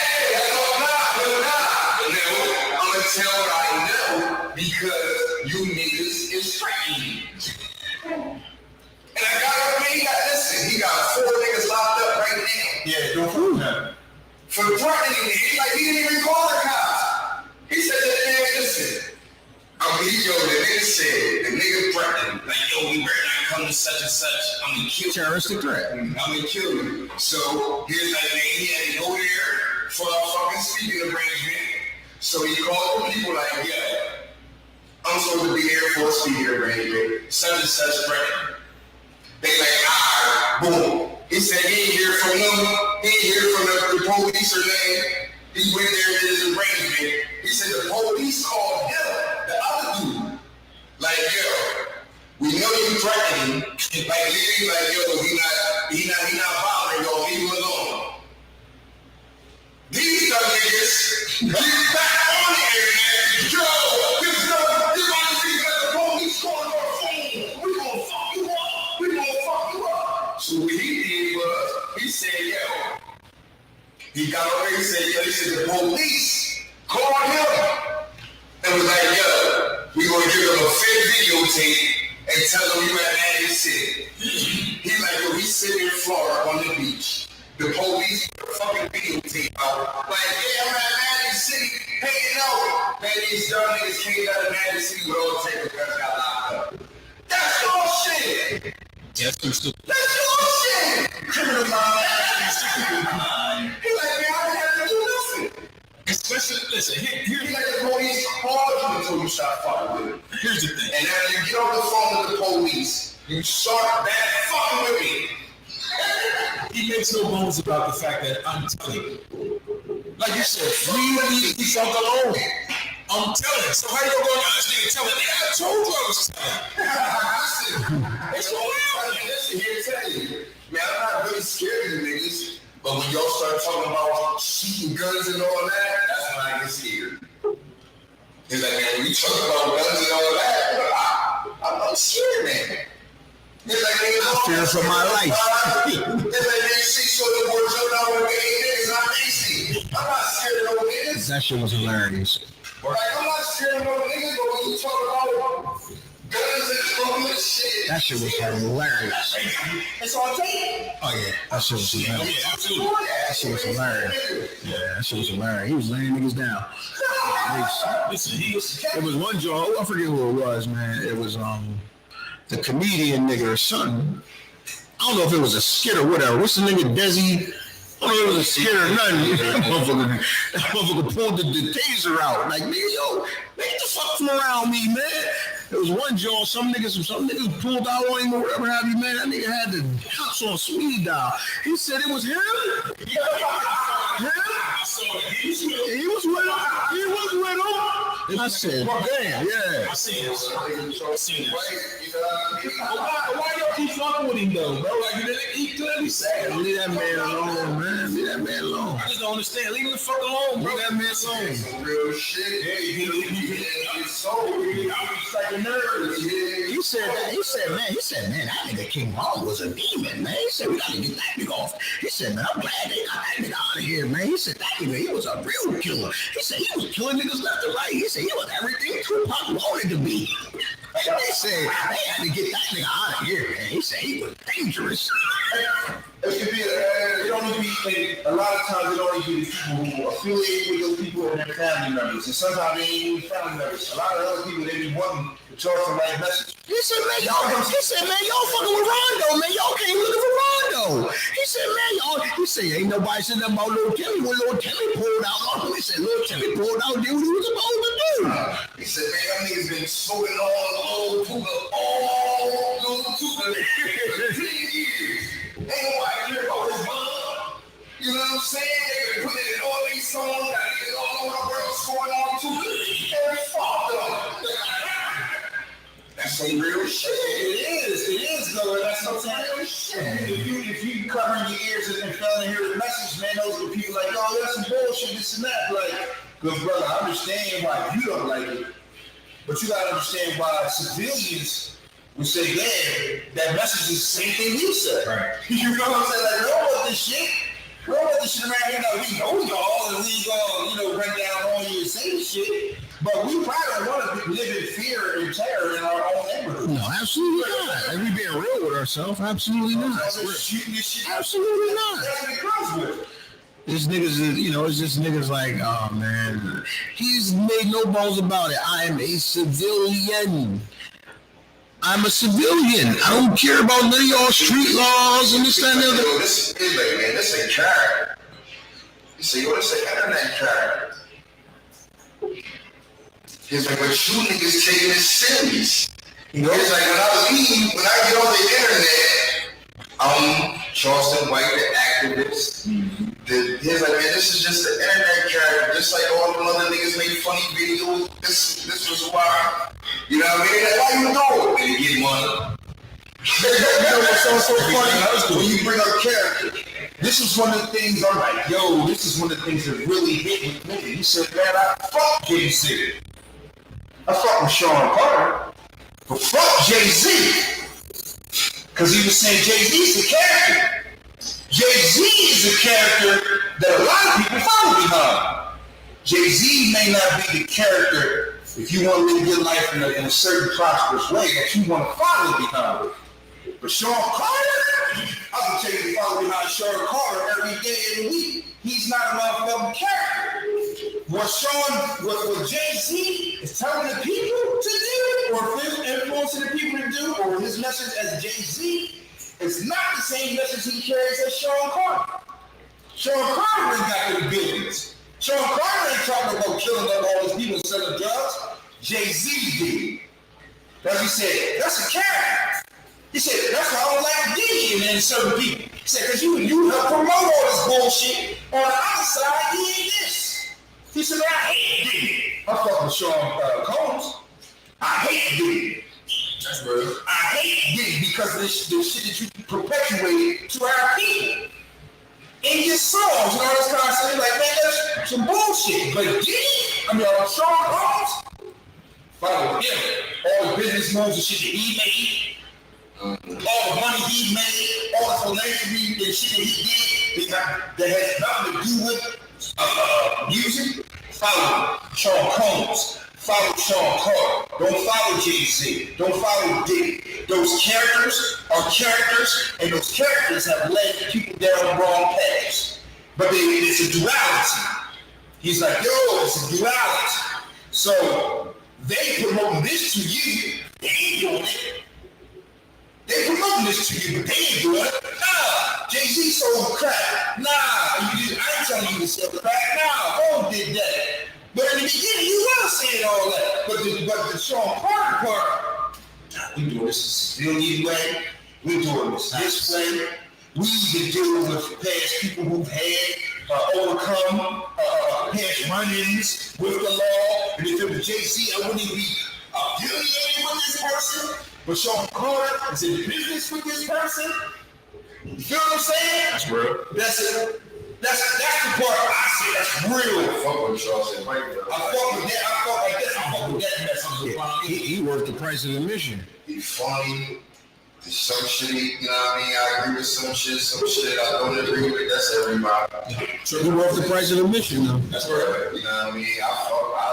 I ain't got no problem with Charles. You know what I mean? Charles White, he is literally verbalizing a lot of the shit that we won't act on. He not out here talking, I'm selling crack, I'm shooting niggas, they call the cops. Yeah. It's civilian. He made it known. Don't fuck with me. He has a problem with drug dealers and gangsters. And actually, his message, like I said, his message is pretty much, the majority of people's messages is coming, their voices ain't being heard. But he's just a little hyperbolic. That's all. What he's saying is true. It's just like, he might put that on 10. You pull it down to 1. I mean, people not going, the people who not going to like it, not going to like it. But if you put it down to 1, people really can't have no motherfucker. The thing I like about him, like you can put it in front of the rapper, and his face is the same. Absolutely. They put it in front of 2 OGs. I seen that. They say the same. They want to fuck. Nah. It's funny. He was doing it. The OG niggas was talking about him, but didn't mention his name. He's like, you talking about me? He said, what you said? I said that. Now what the fuck we gonna do? Yeah, like that. Yeah, straight like that. He said, they know the picture we will always kill. He ain't no bitch. James, blood James, and he ain't no bitch. He said, man, I don't go by y'all rules. He said, I don't go by y'all rules. Y'all can't talk to me the same way y'all talk to them little kids and y'all OGs. I don't go by the rules. Shit, like if you really, you know what I'm saying? I seen him talk one at a time. He talked when he said he caught a body. He caught a body at 11 and 4 of his friends. Killed a white man. You know what I'm saying? He was like, man, that's how, you know what I mean? He's like raised, he's like, man, when I was raised, we ain't like back when being raised. Man, we wasn't raised to hurt each other. It's like, man, beat the white dude up. Beat the Mexican nigga up. Beat the Spanish nigga up. We ain't never think about beating, you know what I'm saying? He was like, man, I've been trying to for beating the white dude up. And we killed him. He's like, we were supposed to do it again. He was like, why are we supposed to tell? He's like, man, we 10 years old, man. If a motherfucker in the bus and tell what happened, we want to tell what the fuck happened. That's real. He's like, yo, he's out here that shit fucked up. You gonna tell what happened, you know what I'm saying? Like, man, my mom told her, you know what I'm saying? She sat me there, like, man, tell me what happened. I told her what the fuck happened. He makes no bones about it. That's why you gotta respect it. Zero. He don't pull no punches about that shit. He don't pull no punches about the shit. I am who I am, and I'm against that shit. Leave me the fuck alone. Let me do what I do. I'm not, and on many occasions, I'm not scared to die. Ain't no bitch about it. He said, I'm not scared to die at all. He fucking with it. He getting paid though. Yeah, he getting paid. Definitely getting that money. Yeah, he getting paid. Shit, man. Oh, I ain't mad. YouTube sending that money. YouTube sending that money. All That's that. why we do it for the money. Man, that's why most of us do a lot of shit we do. Nah, but like you told me, like, oh, I got a job outside of this. Right. I'm good. I work. I do my activist shit, community work, reach. You know what I mean? I go to prisons. Like motherfuckers don't know that. It is like what? Motherfuckers who know me know that. He like, yo, that's the greatest shit. He said, yo. He said, motherfuckers must think I'm really a game.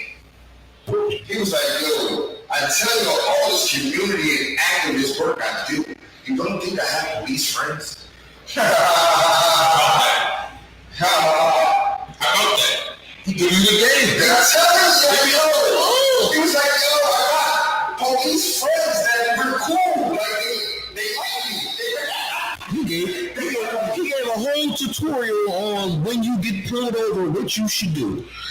So that cop knows that you have, even if you don't. He said, I'm giving you game to tell you what to do that's going to save your life.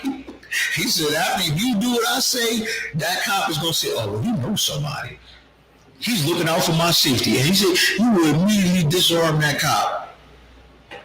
Well, Charleston, that shit works for everybody, but, you know, sometimes you just run across the wrong one. Sure. Yeah, but, he did exactly what the fuck to do. He did exactly what to do. You know. I have no problem with it. But check this out. Let me some else music. Let's go fresh. Give me some, man. First start with Coach P. Football.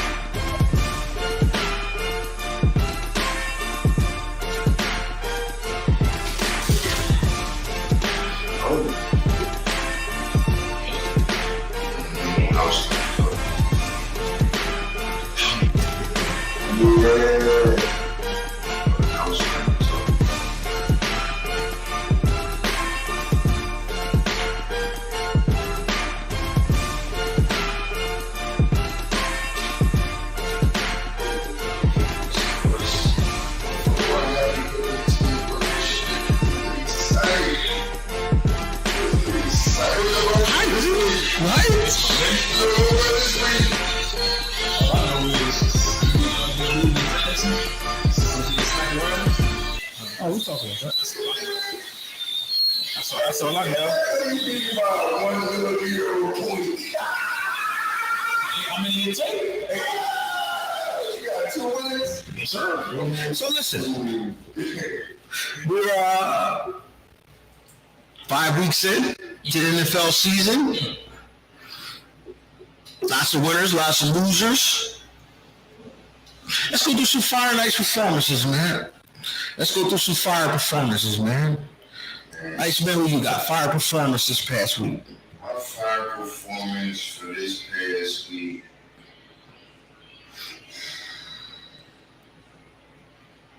Probably go to the bull from the Bills, Davis. Gabriel. He went crazy. He went bonkers. He went video game numbers. Yeah, that was crazy. You know, I mean, 2 bombs like that. Did you see the catch though? Catch me. That was great.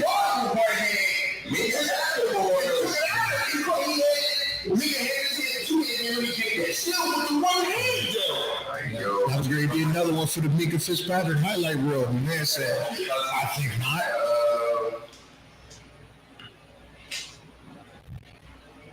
Man. Be a lot of motherfuckers. You fired Jefferson did his thing too, man. from this fire performance, fresh.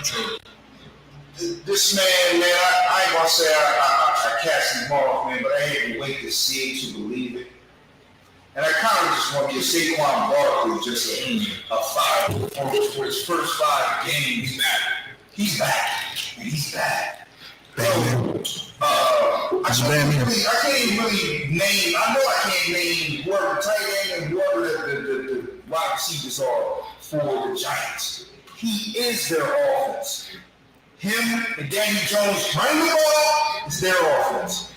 Saquon Barkley is back looking like Saquon Barkley. I gotta give him a fucking 5 performance for that, man. Who you got, bro? Who you got for a 5 performance? Got Travis Kelce, man. Travis Kelce? Man, he was looking like a man child. 4 times 2. Not 3. He looked like a man And the child. man that threw it to him, obviously. Yeah, he was looking like a man child. Listen, that motherfucker there, man. And don't think I ain't gonna say Michael Parsons. Don't even think I'm gonna just slide by. We just gonna slide by Michael Parsons, man. Like, he the realest, man. Some ice performances, ice cold, man. Some ice cold Who's your performance. fire performance? Fire performance?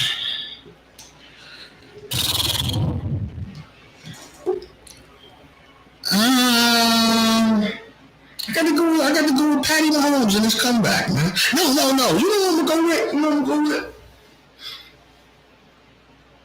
gonna go with Geno. I'm gonna go with Geno Smith, man. I'm gonna go with Geno. Well, Gerald Smith, I'm gonna go with Geno got that thing looking like they made the right decision, which is. Actually, they got better records. I'm not saying they're the best team, you know what I mean, but they got that thing. He got that thing looking like, you know. You got to service the win there. You know what I'm saying? They could have looked worse. A lot of people thought they were going to look worse. I was one of them. I was one of them too. Speaking of looking worse, I was one of them. ice performance. Oh my stars, man! If somebody please tell the Carolina Panthers, man, this concession football out there. Now, my insider told me Sunday night, yo, man, I think Matt Rule will make it till Monday. He said, man, but I think he's gonna get fired Monday. It's my insider, dog. That's cool. My insider said that Matt Rule he's pretty much gonna get fired tonight. Lo and behold, hey, next day, Matt Rule's out of there. I said, my insider's on the money. They got him out of there. But I can't even say it's the coach's fault. I mean, the team lacks a lot of talent. I can't say it's the coach's fault because a lot of the players, the talent that they have is injured. And then you look around, you had the owner come out and say, I want a winning culture. No, yeah, you never had a winning culture in North Carolina. That's an anomaly when you have a winning season. I don't know if they've ever had 2 winning seasons back to back. So what kind of culture, right? So, dog, from the top down, the organization sucks. But Matt Rule, somebody, you can't fire all the players. Probably can't fire them off from the GM Act, but I think you should. So Matt Rule got to go. Which, I ain't necessarily saying you should stay either, winning 1 out of your last 11 fucking games. Come on, bro. Who you got? Ice cold for Trevor Lawrence, man. Trevor Lawrence. Yeah, I think they should have won this game. This was a game they were supposed to win this week. You know what I'm saying? If he was going to make that jump to, you know what I mean? You can't lose these type of games, man. He ain't really show up on everybody. The running game was clicking. Because it definitely was. It definitely was. Running game was clicking. They're both backs doing work. Yeah. Shout out to James Robinson and AT Travis Etienne. Yeah, I say Trevor Lawrence, man. Who got ice cold performance? I just had it in my head. I forgot. Oh, hold on.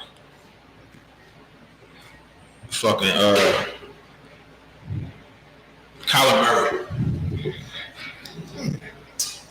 Never was a huge fan. He's electric here and there. Overpaid, man. Way overpaid. If you ask me. He had ice performance. I can honestly say that he is no longer my favorite football player. That was my favorite football player, but I just see something else in him. I still like him, but he ain't my favorite no more. I got 2. And my second one is just a little cause for concern. But my first one is, and it's not necessarily from how he performed, but just kind of like, you deserve this shit, nigga. Aaron Rodgers, you deserve this shit, nigga. Aaron, you deserve this shit. This is what happens when you get greedy and you don't give a fuck about nothing else but lining your pockets. You knew that once you sign that big deal, they was gonna run your number one receiver out of town because there wasn't gonna be enough money to pay him. So you can't fucking get on TV and talk about these young ass receivers who wouldn't even be in this fucking position if you would have showed some motherfucking tact in terms of your deal. You wanted this money, you deal with this shit. This is what you deserve, A-Rod. This is what you fucking deserve. And another ice performance, and it's not an ice performance, it's an icy fucking feeling. My goddamn squad as a record label, a staff, and an organization. The fucking Washington Commanders, and I'm gonna tell you why. I think I've hit rock bottom in the realization that this shit is never going to turn around until we gut the fish at the top of the head. This shit has been going on for 20 plus years, and I kept holding out, okay, return over the regime. Unfortunately, this motherfucker keeps making the wrong decisions. I thought he made the right decision, but that has turned out to be a shitty decision. We have a coach that gets on the podium and they ask this motherfucker a question. Well, what do you think the difference is between the other teams and your team? Quarterback. I mean, he wasn't wrong. Okay. Here's where I beg to differ. Here's where I beg to differ. Okay. He is wrong because the issue here is that one team is winning with a backup quarterback. Another team is winning with a quarterback that technically the league basically said they should be drafting another quarterback last year. The third team is winning with literally a second-year quarterback that they have done and taken the steps to surround with a lot of time. Now, even if that motherfucker doesn't work out, they're still in a position to draft an extremely high quarterback. Now, the other part of it is to say the quarterback, you picked the fucking quarterback. You went hard for this motherfucker. You didn't trade it away, draft picks you wasn't supposed to trade away for this motherfucker. Then on the other side of that, number 3, you literally don't do that to a guy. You don't do that to your team. You were the motherfucker that went out and picked this nigga up, knowing that you needed optimal protection for him to be serviceable at best. And what did you do? You went to Walmart, you went to fucking dollar store, and you pieced together an offensive line being cheap and trying to be frugal when you knew you don't have Fran Tarkenton back there. You have a quarterback who, for all intents and purposes, is already going through NFL PTSD. Dollar Tree? Dollar General. You can't blame you cannot blame the fucking wide receivers. You got 4 wide receivers on the team with at least 2 touchdowns. You can't blame the wide receivers. You can't. I'll tell you what else you can blame. You can blame the 4 draft picks up front. One's not playing. But to be 4 straight first-round draft picks, there should be more havoc caused than that. Way fucking more havoc caused than that. You gotta blame your fucking defensive coordinator. You gotta blame your coordinator because you picked this guy. You have the worst defense in the league, or at least bottom 5. What's his name? Jack Del Rio. You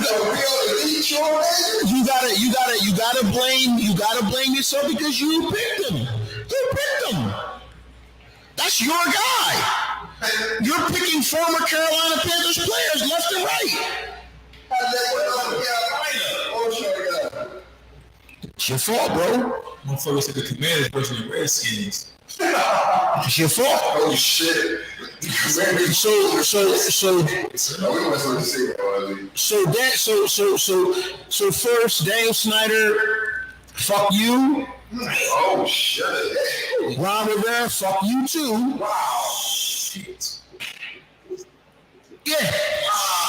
Wow. This is unprecedented. Nah, it's bad, bro. This is unprecedented. It's bad. Bro, It's bad. I don't have any optimism now. Yo, I'm not gonna lie. I've never I'm having the optimism now. Go this hard on his team. Nah, Giants 4-1, bro. They done turn that shit around. You can say what you want. I know what it looks like right now. I know what it looks like right now. Touchdowns. Like, I don't understand what the Commanders saw last year, the year before, about Carson Wentz that made them say, let's get him. Like, that's just what I do. I can help. I have some answers for you. I can tell you what the thought was. Because he said what he thought. There's a lot, but here's what I'm saying. There was other guys, potentially. There's other backups, you could have made room for and tried to make. Because at this point, Carson's a backup. Or should be a backup. He's not, but at this point, he should be a backup. 2 years ago, he was trying. I'm just saying, I would be jumping all on your team. Oh, yeah, bro, it ain't that shit. I don't give a fuck. 2 years ago, they was like that Heineke. Man, he played Tom Brady to a goal in the playoffs. You know what I'm saying? You like him too. Yeah. But I know his limitations, though. But I'm just saying that's how finicky football is, so you never... Well, to answer that question, what they thought was, and this is from an interview, in the beginning of the season, they saw a guy that they thought could run their offense, and to his credit, if you keep him upright, he can run your offense. But unfortunately, this ain't fucking romper room, and this ain't a perfect world. Unfortunately, you're not gonna have ideal conditions on every fucking drop back. Yeah. So here's the other part about it: you got a coach that thinks, okay, well, I could be the guy that brings them back. And judging off last year, one game out of the playoffs, we're better than that. We can make up that difference. So here's the other thing. So you got a quarterback with PTSD. You got the most dropbacks in the NFL. You got the most dropbacks in the NFL. That's not necessarily how you protect a guy. They call that wrong. So, I'm not saying Carson is blameless, because Carson's done some dumb shit. I mean, he's done some dumb shit. Antonio Gibson, he just came back. You said 1,000 yards last year. Yeah. But he said some critical fumbles. It's still 1,000 yards. To you, it don't mean nothing. It's 1,000 yards. I mean, it was. Put it this way: they drafted another running. It's not skill positions. This is scheme. And this is also the poorest clock management in the NFL. This is the poorest clock management in the NFL. The decision making and play calling it's a wrap, man. It's just shit.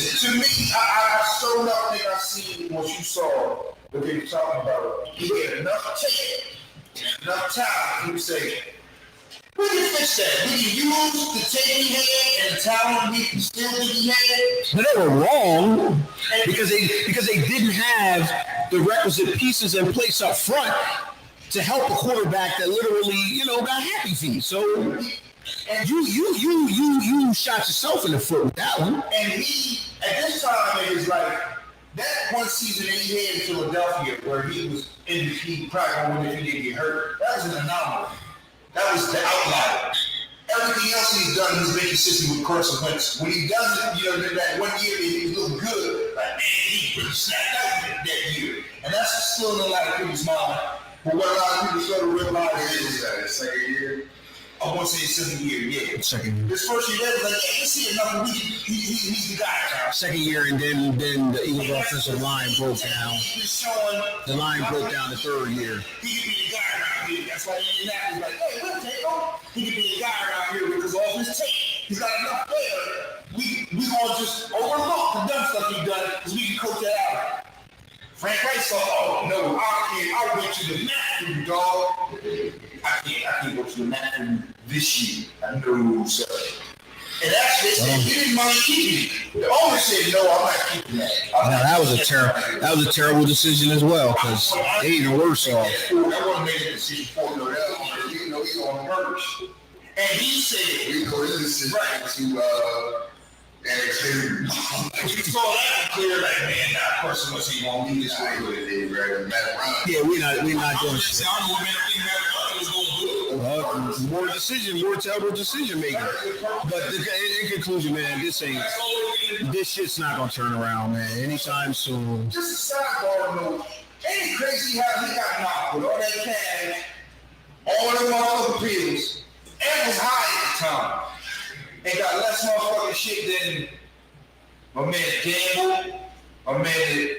I know where it comes from because the owner, the commissioner. Football different though, man. It's harder to run a nigga out of football. The owner, like, this thing's a fiend. Like you said, he's a fiend. That was a drug transaction that you just ran that on. That was a drug transaction. He was high as fuck. He was high as fuck, dog. He was very high. He was like Tiger Woods high, dog. You know what I'm saying? Like, I don't even know where I'm at. You know what I'm saying? Like, I'm fucked up. So he got spilled out the car like Johnny Ross. You feel so like, whoa, you know, so this is the owner. But the league, like they say, and I'm like, yo, y'all don't understand, it's kind of fucked up. If you the owner and the league works for you, why the fuck would you punish yourself if you didn't have to? It worked for me. I'm not. Exactly. You know what I'm saying? Say, oh, he should have the league. He probably should. But guess who owns the league?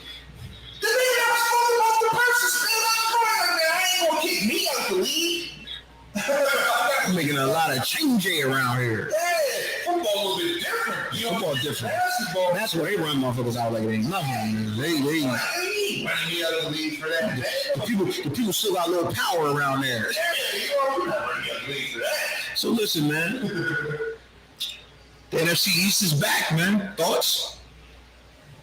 Well, 75% back. Well, from what I've seen, there's been a lot of teams that have beaten themselves.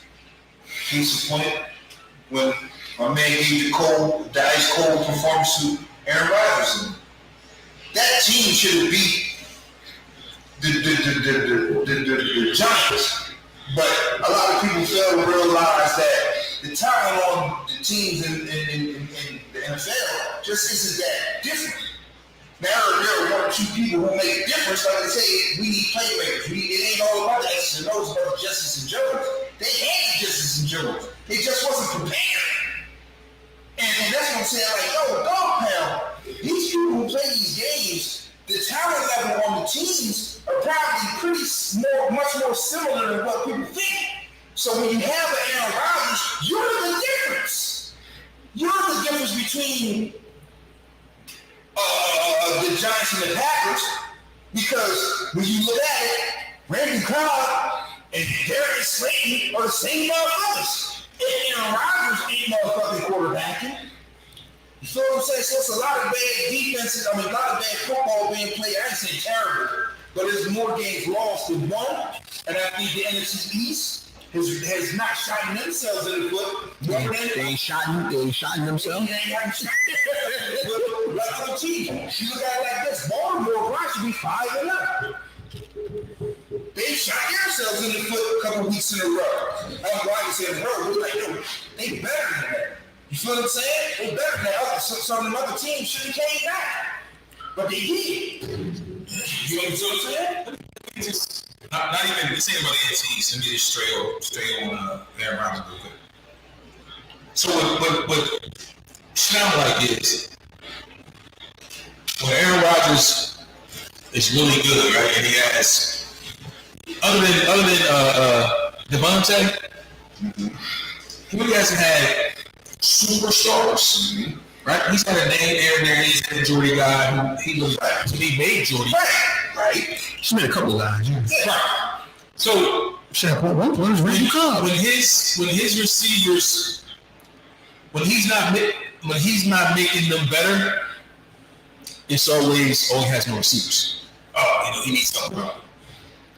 But when he's seems to be making these motherfuckers better, he's the greatest quarterback ever. And don't get me wrong, I think he's one of the best quarterbacks ever as well.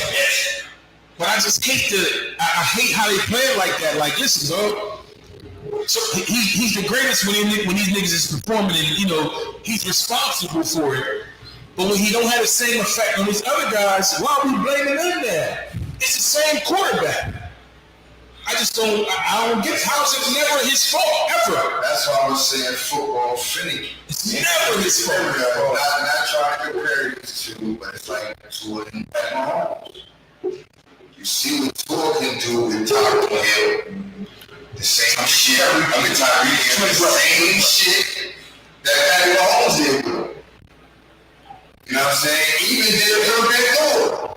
You know what I'm saying? Broke a little record with him. You know what I'm saying? Front on that. Broke a little record with him. But it wouldn't be Tua.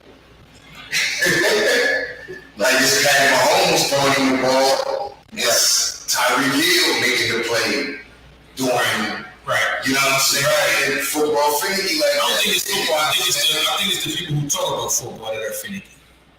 Nah, because if you gotta go deeper than that. Because the people that break them, you know what I'm saying?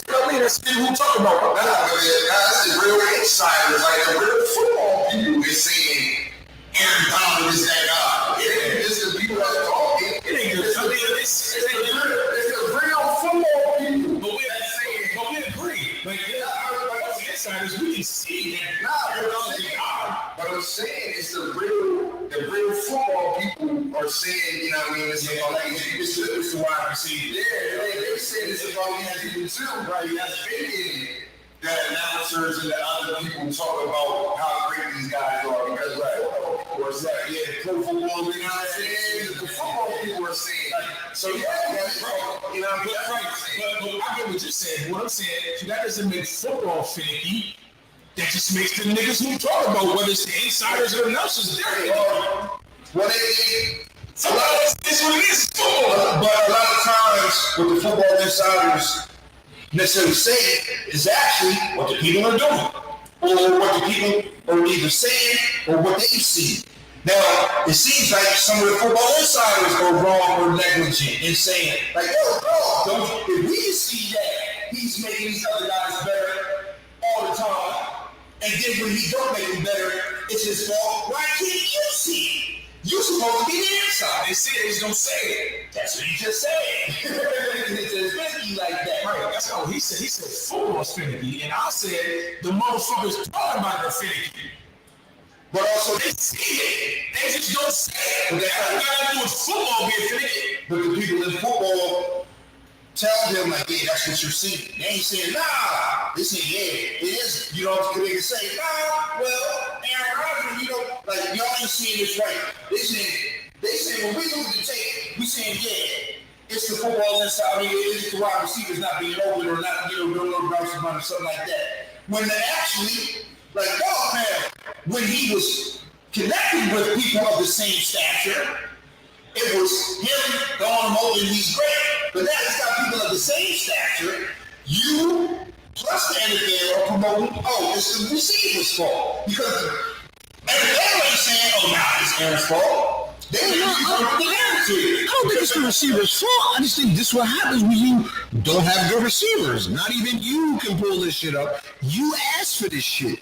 But you asked for this shit. But football, not just the people who talk about it, because you don't hear anybody in football saying, well, nah, you got to play perfect football, Aaron, unfortunately. And you're not going to do that every game.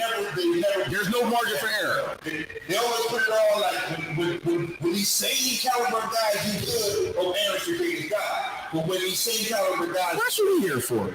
We're here to talk about the truth. But that's what we're here for.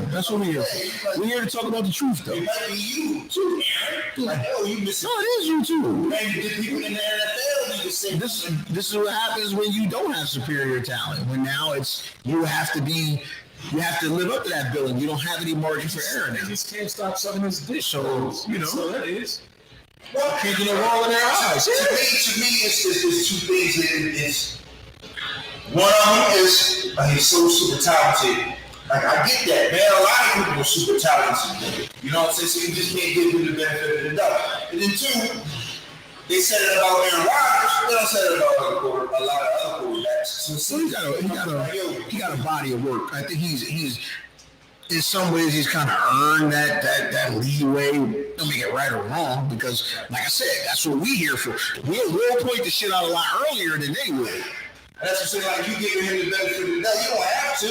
We're like, man, this is like, We don't have any agenda with fucking Aaron Rodgers. We don't care. if you're looking at this thing objectively, then you should be seeing the same thing you ain't seeing. Well, they see it. They just there's other interests involved. There's other interests Those involved. guys ain't. Now, I'm making talking about 75 yards first play. That's on you, though. You got to pull that in. You know, but at the same But he has to do that every single time now. You have to put that ball there every single time. So now what you've done is you've erased your margin for error is razor thin. And that's because of you. Because you didn't have to take that big a contract, especially when you knew your man's was up next. You could have very well pulled, and it's well not documented. It's well documented about what Tom Brady does and the pay cut that he takes to make sure that he got. Tom Brady's not an idiot. Tom Brady's not going in. He's calling niggas up and pulling them out of retirement to get help. as you should. Not that I blame A1 for not taking a pay cut, man. No, take your money. But you got to deal. But you also have to deal with the consequences. You got to deal with the consequences. You can't. Well, actually, you can. You can trash your receivers. They ain't gonna help. They ain't gonna do nothing. You can trash your receivers all you want. It ain't no consequences. Right. Oh shit. He's fine with it. You won't get my At the same time, the media, the NFL, nobody's gonna say it's his fault ever. Except, maybe us. Everybody else gonna blame him. And that's one thing. I always put more onus on the player. Eventually, I think they will. Eventually, when it's overwhelmingly obvious, they will. You know, I'm like, yo, you are the difference in this. Kind of like Randy Cobb and Whoop, Sammy Watkins. These motherfuckers ain't it. You know what I'm saying? They pretty much the same motherfucking wide receivers. But if you at the helm, you can make them a whole lot better than what Danny Jones can. Randall Cobb like 52. So check it though. We'll end it off like this, man. We got Matt Rule fired. So who's next? Who the fuck next? Who's seat blazing like a motherfucker? Whoever the Commanders coach is. Yeah, that didn't turn You got Rivera? You got Rivera too? Yeah, that's what I'm saying right now. I'm also saying the Detroit Ankle Biters. They might not be. No, I think he's safe. Because they're competitive. They competitive. You can't be playing strategy. They competitive, and he only in his second year? He in his second year. He in his second year, so I don't know. Yeah, I don't know. They be the highest scoring team coming in. In the NFL, yeah. I think it's the way you look, too. So when you look bad, when you want the worst season in the league and you look bad, yeah, and you in your third year, it's that better. 2-3. I'll also say this. I don't think he is, but he should be. My time. You can't keep rolling that out here, bro. I can honestly say that if they fire Mike Tomlin, I would seriously be shocked because that's not first of all, that's not an organization that does that. And not to mention he got some leeway with this being they just drafted a rookie quarterback and they just started up. So yeah, he's got a lot of things working for him. I will say is though, man, this year, man, that's a JV unit you going out there, man. That's a JV unit. They gotta draft some guys. I mean, that's a JV unit you got out there, man. We're going Brown. You on deck. That's on his way out. Let's hope that shit is true. Well, it's not gonna matter. Yeah, it's not gonna fucking matter because the motherfucker firing him need to go, so it ain't gonna really matter. Who gives a fuck? The thing is, the NFL changing. And he one of the old guards. You know what I'm saying? That guy had a new defensive scheme because the offense is so.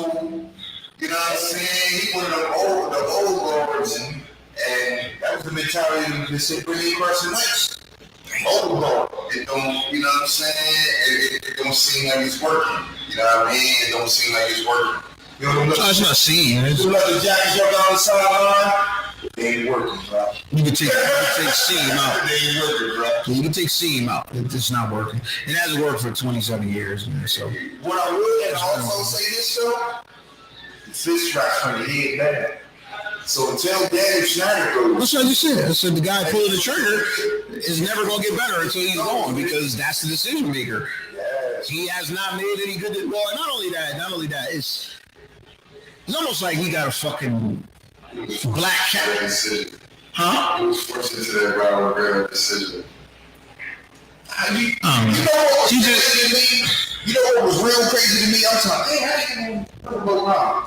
You know they had Kyle Shanahan, Sean McVay, and Matt LaFleur all motherfucking coaching staff. But this is what happened. None of them. This is what happened. Shit happened. Well, no, it's not that. This is what happened. You got to remember that after Tampa Bay won the Super Bowl, their offensive coordinator was Leftwich. No. Leftwich. No. I'm talking about the Bruce Arians? No, not Bruce Arians. I'm sorry. Where did what's name come from? Wherever he came from, he was the hottest name at the time. The last coach we had, Gruden. Little Gruden. Jay Gruden. Wherever he came from, at that point in time, was the hottest name on the market. So they hired him, right? They had fired Mike Shanahan. McVay was in his first year as a wide receivers coach. So people would have you think that he was the offensive coordinator. No, he wasn't. What's name was the tight ends coach.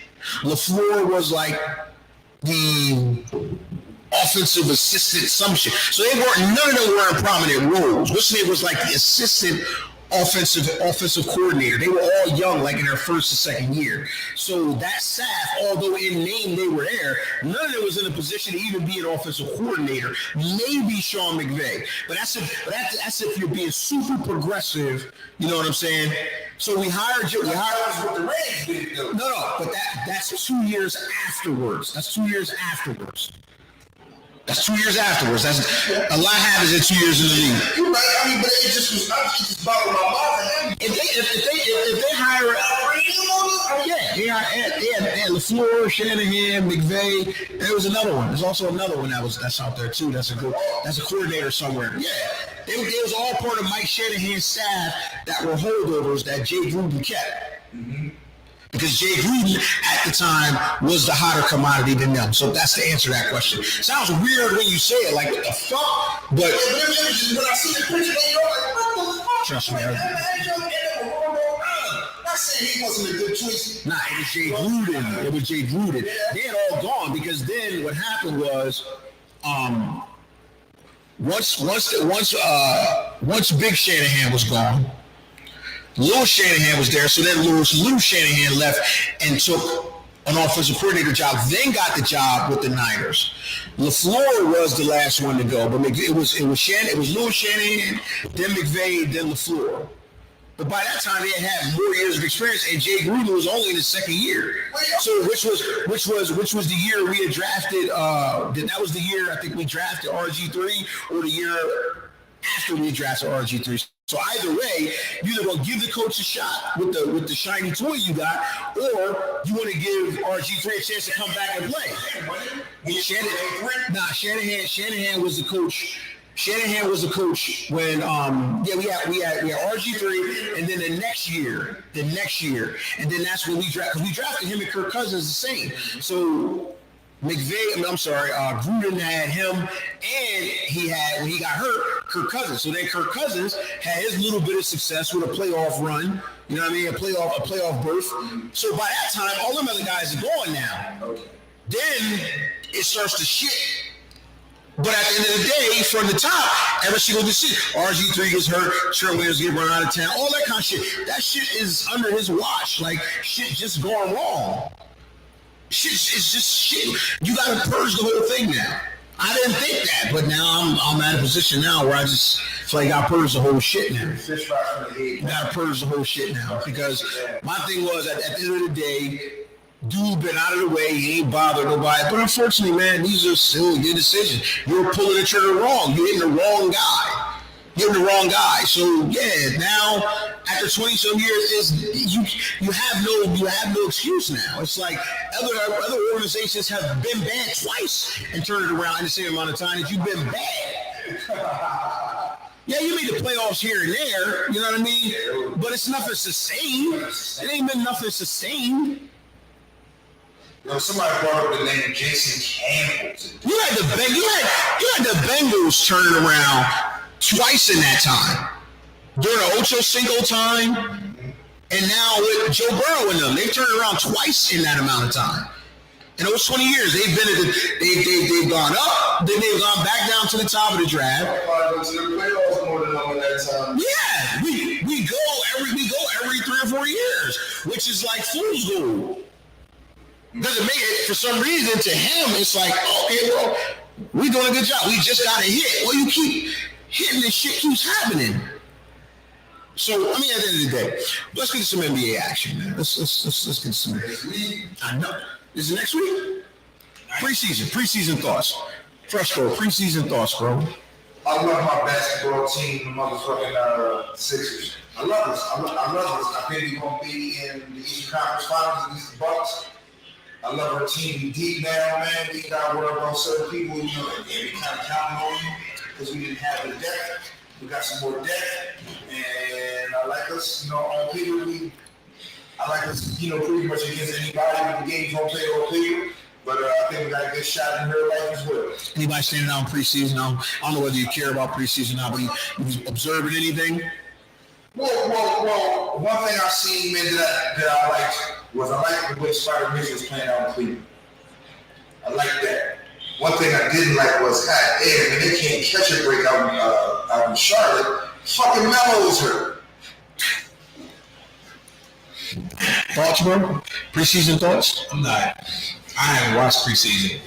And to be honest, basketball season will start, the football season will. It might. All right. Thoughts, bro? So much of the preseason. Justin looking good, man. And look good. He look good. Is he hurt yet? Hope he stay healthy. But he look good. You know what I'm saying? He also look good, man. Also, I want to shout out with Busy Bones. He look pretty good. Andre Drummond shooting 3 balls. Shoot a tray ball. Shit. Hey, well, no. He was 3 for 3. I mean, shit. What if he 2 for 4? That ain't enough to yank a nigga. You know what I mean? Yeah, it is. Is it 2 for 4? If you shoot 4 threes in a game. Damn, you think that's enough to yank a nigga? Andre Drummond? Yeah. He gonna have more than threes and he gonna have 2s. Yeah. That's what centers do now. Well, maybe it is him now. That ain't what we need you for. If you shoot 4 times, they have to the 24. You shoot 4 times and make 2, and you get to stay out there. But, bro, you about to make 2 for 4 a couple nights in a row for me. Yeah, that's what I'm saying. He gonna make it first. Yeah, you about to make it 2 first.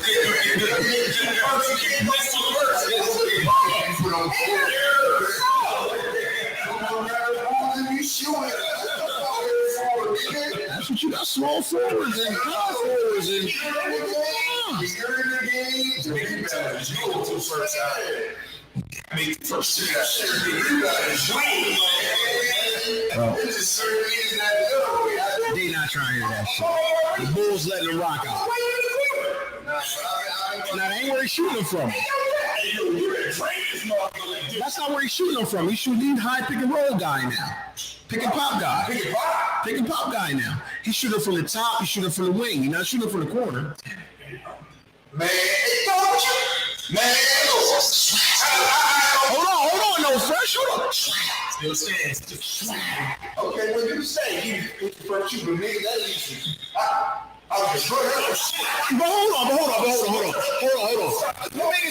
on. You make it sound like you ain't go through practice watching this man drain threes. Like you running this shit in the game for him to do them.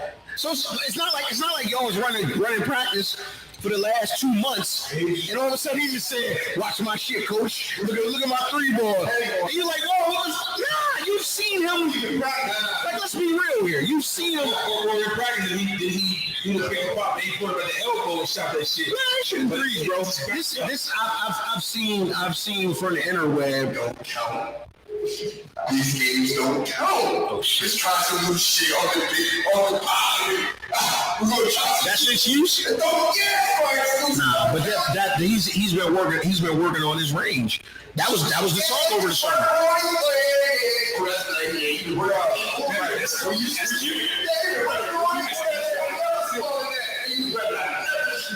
You don't think it's gonna happen? You better be 50 for 50. You don't think it's gonna happen? Yeah, I think it's going to. You've seen them all summer make them though. Listen, You see them put in the work, coach. I think it's going to happen because I've seen niggas shoot out of turn a lot. So I know it's going to happen. But I'm on that play with you going, I'm going to shoot this. I've been working on it. I know it's going to happen. Watch my dust. Listen, I know it ain't going to be no call play for Andre Drummond to shoot this three off this pick and pop. Well, if you running a pick and pop, ain't the pop part of the play too? Nah, man, it ain't a shoot. The pop would be for you just to show. The pop ain't gonna shoot, man. It's show. And then keep the action moving. Keep it moving. Go to the pick now. We're getting ready. Get the sweat. We're the Joe Harris. We're the Kyrie. The pick and pop is part of the play. Like, I mean, I gotta see a little bit more. okay, but It's hard to play, but the play doesn't have to stop at the pick and pop. you're right, it doesn't. So But that's not saying it's not part of the play though. Both things can be true, right? Both things can be true. It's got multiple options. He's one of them. He's 2 for 4 in the game. 3 for 3. Oh shit. Well, we got to see that. We got to motherfucking see that. But that's something like in practice, preseason in the game. Okay, we gonna have to see this in practice. We got to see this in practice. So I'm assuming You said we got to see this in practice. I'm thinking it out now.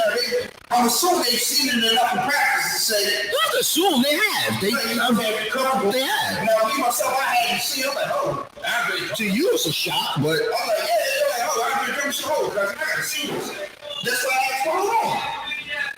He hit 3. He hit 3 for 3. I'm like, well, obviously, we gotta play here. We gotta play here. You know what I'm saying? We've been working on something we may have to play here. So let's try this thing out here in preseason. You know, so with a little bit of new knowledge now, I'm thinking I'm like, I don't think they're gonna let him shoot that shot in preseason if they ain't seen enough of it in practice. You know, so now they're like, yo, all right, cool, we gonna shoot it off in preseason. They might, I would say, call that play, but they might be like, we might we might be actually shooting that and missing that in the game.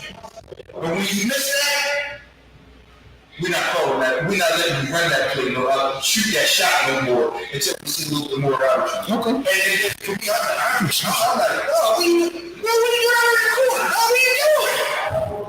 What are you doing? So that was a shock to me. Like, he's working on his.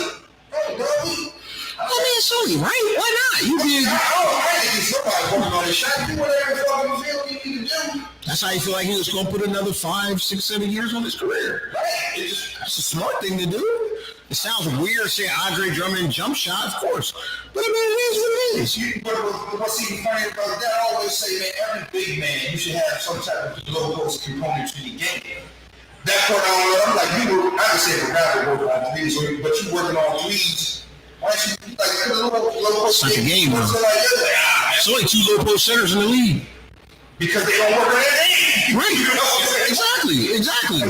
That's not the game. That's like you saying back in the day, man. I think everybody on the court should be able to shoot. Nigga, why? I'm getting these buckets down here. They think the exact opposite nowadays. I like this. I think every guard should be able to shoot, and they all do. Now, I ain't saying they all shoot great, but not all big man has a low post component. I ain't saying you have all the moves, but there are too many big men with no low post moves. Like, you can't. There's people out there that can't take advantage of, like Chris Paul or somebody was on PJ Tucker. Like, PJ, he got 6 inches on this dude. You can't take advantage of him? No. This is what I'm trying to do. You should at least have a turnaround jump shot. I just shoot over you. And that's what I'm saying. Like, they can't establish low post position. This is what I'm like, yo, you better than him, dog. You can't just get So, which goes to why he's shooting three because every other big in the league or bigger guys, that's what they do now. This is just the way the game's played. I didn't say just work on his jump shot. He has. I mean, he has. I'm just saying, like, every big man should have. He's not proficient at it, but he tries. He just. That's what I'm saying. If you, as a big man, if you want to be proficient from the three, you should be at least proficient. One from the lower post. It makes perfect sense. Yeah, it makes perfect sense. But that's what I'm saying, like, You eat. moving out, bro, like, you couldn't even play down low. You're just as suited, just as right. Maybe play down low. At least have one move. maybe they're trying to put a maybe we've been trying to put a square peg in a round hole. Could be, but I can't do a little. Maybe I can't do that shit. Right, I mean, I think that part, I'm like, every big man, I'm like, sure, I think you do that. And then you turn around or one fake. You know, I ain't seen you have to have the whole bag. But I'm like, there's too many big men with no, like, yo, I gotta step out. Like, the fuck? He's smarter than you. No, like, you ain't have a shot, just mow you down. Like, you feel what I'm saying? Like, you ain't got that in your bag, but you one shot in your bag. But you 6 foot 10, shoot something ready to do something. Like a return base. That's solid for now. Solid for now. Definitely solid for now. I think that as the season goes on, man, you know, he gets his legs under him and everything. I think he should be fine. From what I've seen, I think it's like, you know, can't ask too much of him. I think in totality, having everybody back helps more because there's less pressure on him. Yeah, I see MPJ back. So, man, I sure hope Busy is a 6 man this year, man. I sure do, man. He's been showing me that he's more than capable. You know what I'm saying? He's more than capable. They just got 79 guards, it seems like, in Denver. How many fucking guards they got up there? A lot, though. I mean, I'm glad that he's doing his thing, but I think he should get more time. But they got 70 guards. Like, what the fuck? But I think the fact that they got so many guards and so many talented guards, and that he's still, you know, is getting minutes and he's still doing his thing. That's a lot. Yeah, you know what I'm saying? Like, I think that says a lot. Personally, I think that when his rookie contract is up, I think wherever he goes, even if it's there, he gonna start something. But I think to me, it's looking good that he's doing his thing, even with all the talent they got at the same fucking position. Yeah, I actually think, man, that I think with their vision of their starting backcourt is him and Jamal Murray. I might be a homer pick or whatever, but I'm like, nah. They both have enough playmaking skills so either one of them can be the one. Neither one of them are the one. You know what I'm saying? Both of them can shoot the lights out. Yeah, I agree. You know what I'm saying? That makes sense. Right, you know, but Morris can't shoot like Bones or Murray. Compazzo, he's like to me, he's like the guy that comes off and be the best. You know, so I'm like, and they got a whole bunch of other guys that can do some stuff, but I'm like, to me, I don't think they're as well-rounded as Busy and Jamal Murray. Well, they got a bunch of specialists. Like this guy, defensive specialist. This guy, you know, what I mean, they got a bunch of specialists. So it's just a matter of him playing it out, man. I think he's got the determination, man, and the skill set to be okay. I think it'll be fun. Absolutely. So listen, man, big documentary dropped this weekend, man. The Redeem Team. The Redeem Team. Dope. Thoughts on the Redeem Team? I didn't watch it. Didn't watch it? Yeah, I watched like 10 minutes of it. I watched it, and it made me miss Mamba, dog. Like, I didn't realize how much I missed Mamba until I watched that. That is the one underlying thing that I caught from a little bit I caught, and everybody else saw. To me, it's sparked the debate. Hold up. Why don't we talk about Kobe as a GOAT when we bring up Kobe? You know what I'm saying? A lot of people have been saying that. Yeah. Kobe's second best player to me over Bron. Of course, Mike's the first. That's, to me, I don't know that anybody can unseat that. In my mind, Kobe's number 2.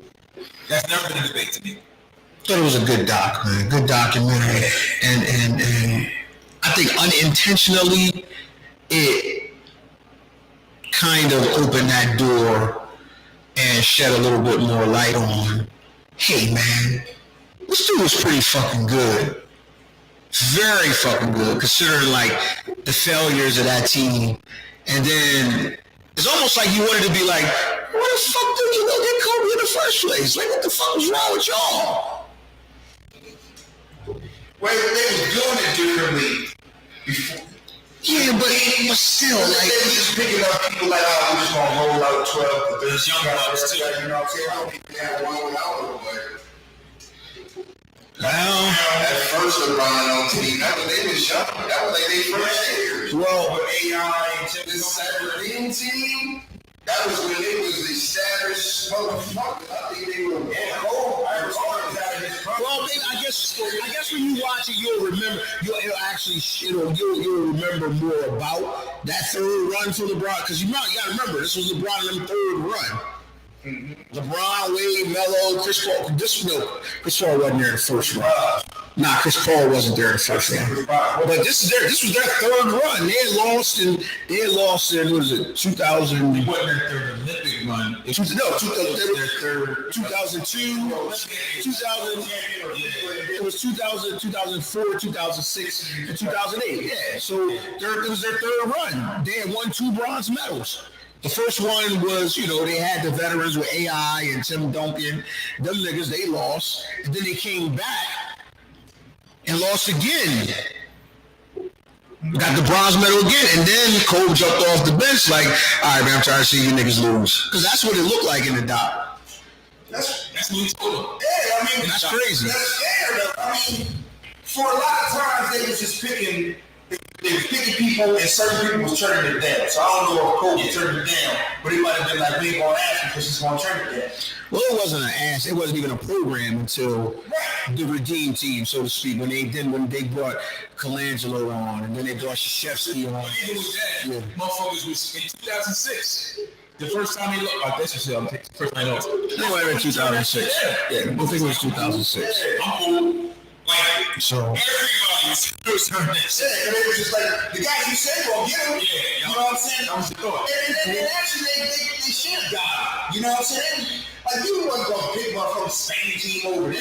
Talent wise, it just was. It didn't mesh right. The coach wasn't the right coach for him. Because Larry Brown, bless his heart. When we were talking about rigid and old school. Yeah, I on a team like, yo, man, I think you might need to play these guys. You know what I'm saying? I know you put me as a leader out in front of the team, and I'm doing everything I'm supposed to be doing as a leader. You need to play these guys. These guys are pretty good. These guys are pretty good. Well, these guys are pretty good. The boy Melo said, "Yes, Melo, yo, how's it feel? He's like, I don't know. I wasn't out there. No, I wasn't out there. Like, can somebody call him up there? Shit, Man, I don't know. I wasn't out there. you still young all season, like, man, I ain't playing. Shit, man, I wasn't even out there. said he was young. You know what I mean? Even in 06. They can rock. It was a tough doc, man. Yeah, I don't. Anyway, man, like I said, he's a nail. And if there was ever a person they said that was dedicated to something that was cool, he was beyond Michael Jordan. He was dedicated, so I heard, just so many things about him. So the things that I heard on the Redeem team, I sure I hadn't even heard before. Yeah. When he ran through motherfucking house, I heard that, but I was like, regular people don't do that. That was hard, dog. You know what I'm Yeah, saying? I'm not sure they would have won without Kobe though, because they was in trouble. That was hard. They was in trouble, and Kobe bailed them out, like literally in the game. I remember that game literally. When the motherfucker said, we getting back for the club, it's like 4 o'clock. We see Cole already sweating. Like, where you going, cuz? I'm going to the gym, man. I'm back in the Melo game. said, he came from lifting. No, I heard what's the name said. I saw another interview today. Melo said, They said he got 3 in before like 10. I'm going to bed, nigga. Like, Right. cool, that's cute. Then another man out here. They say he had ice on his knees and all that. Like, he said, we trying to get down here to be first. He already got ice on his knees and stuff. Like, I already worked out. They go to another like, what do you mean? We just got here. Very lift. We just got here. Like, 3 hours of rest. Like, I where he lift, and then they gotta go to practice. The funny thing is, a lot of people don't understand, man, it takes a lot of inspiration to fall in love with LeBron. He was finding inspiration from all over the place. Another thing that I heard before, the Redeem team, but it was on the Redeem team. They said they were sitting in the village, sitting around playing cards, drinking wine or whatever. Newspaper on the table. Now you got the Olympics. Now he got laser focus, but I might need a little extra fire in my joint. You see all peers talking about this and that, rips it out. Then he turns around like, okay, so drink it. Go ahead, now go ahead, drink it. Okay, this is what your motherfuckers doing? Let me get that. Pull it up. Shove that. Another one. Check out the bottom. Now fuck on yo. And he's ready to go somewhere and work out with the motherfucking inspiration of Paul Pierce, this motherfucker. You know what I'm saying? Like, yo, to work out several times a fucking day. You understand? You gotta pull from that kind of shit. People like, yo, man, I'm LeBron James. And I work out all the fucking time. Oh, I got a cryogenic bed. And I don't need to be that fucking inspired. Kobe was hard, man. He was hard as a motherfucker. He was hard, man. He was hard as a motherfucker. Did you know that Cole missed a style shot? He said he missed it because he thought he hit with the crowd, flat. Oh yeah, this shit was crazy. This motherfucker goes out and said that shit will never happen to me again. He stares into the sun all goddamn day. He said the motherfuckers practice. He had motherfuckers He said motherfuckers what he did was he had his trainers and shit. He had his trainers flashing shit in his eyes while he was working out and while he was shooting free throws so that he could get used to that shit. And also heard him outside looking now I ain't gonna say believe he looking just that's crazy shit for him. He's looking to the sun, but I could be straight when I look at the sun for as long as he looked as he could. Like, over 20 hours, bro. Line is a motherfucker. But it did spark a lot of discussion, man, in terms of because you could clearly see in the documentary the difference in terms of the talent level was the same, but just the drive and the work ethic between him and the rest of the guys, man. This is a different animal, man. People got the same talent. Like his commercial said, a different animal in the same beast. I said, get the ball the whole time, too, A different animal, yet the same beast. Two balls. But listen. Like, yo, you ever just went all day without using your right hand? I actually did. I tried it. I tried it one day. Open the door with my left hand and shit like that and all kind of shit. I tried to do that shit. I tried to do that shit. But listen, speaking of LeBron, man, I got a big problem with something. And I'm on the interweb, you know what I mean? And the one thing that I get sick of, now it's one thing to debate who the greatest player, this, that, and the other, man. You know what I mean? But the one thing I do hate about the debates is excuses for motherfuckers. Like, the niggas did this shit already. Like, they don't need excuses. Like, the shit about, okay, and with LeBron fans, it irks me the most because they find an excuse for every failure that this nigga has, man. It's almost like you making the boy look bad with all the complaining and excuses that they make for homeboy. Because it's like, you can't have not one knock against this guy and it be legitimate. There's always a reason or an excuse for something. Everybody's failed at some point. But with his failures, there's always this caveat or this cutout or reason. Oh, well, man, you know, nobody would have beat that super team. Come on, man, stop crying for that motherfucker, man. It's not like they handcuffed him. He in this era. He got the same advantage as everybody else. The other teams is better at it than him. He don't need you to make excuses for his failures. Like nobody made excuses when Mike didn't go to the playoffs for his first, you know what I mean? When he couldn't get out the first round for a minute. It is what it is. Lace him back up, come back next year. Yeah, that part. For real shit though. But with LeBron, It's always an excuse. Oh man, he played against the dynasty. Nobody would have beat that team, or nobody would have beat this team. No, you got the same advantages, man. You're not at any disadvantage that any of these other teams are. Stop making excuses for this motherfucker, man. You got an owner. It's always an excuse. Coach, 14 other teammates. Oh, he was young when that happened. 48 minutes long. The rules, the same rules are the same for everybody else out there. And you play everybody at least twice. That's part of the DVD. It's a story. You trying to cheapen the DVD. You wanted to come with like alternate stories and shit. Why this? Nigga, you lost. It is what it is. It is what it is. Stop making, like, you're actually making them look bad. Making excuses for every single failure. That's part of what makes people great. You rob them of the story. You rob that man of the DVD. They just be subjective, man. A lot of people don't look at it. They say they're objective, but they not. I don't know. I have to think he's also one of the most criticized athletes ever. I'm not saying he's not criticized. No, I'm not saying he's not. I'm just adding that in, saying I hear what you're saying. Everybody should be held to the same standard. Say that I think he's also one of the most criticized ever. I agree with that. He is. He's definitely the most scrutinized. He is. But that comes with the territory, though.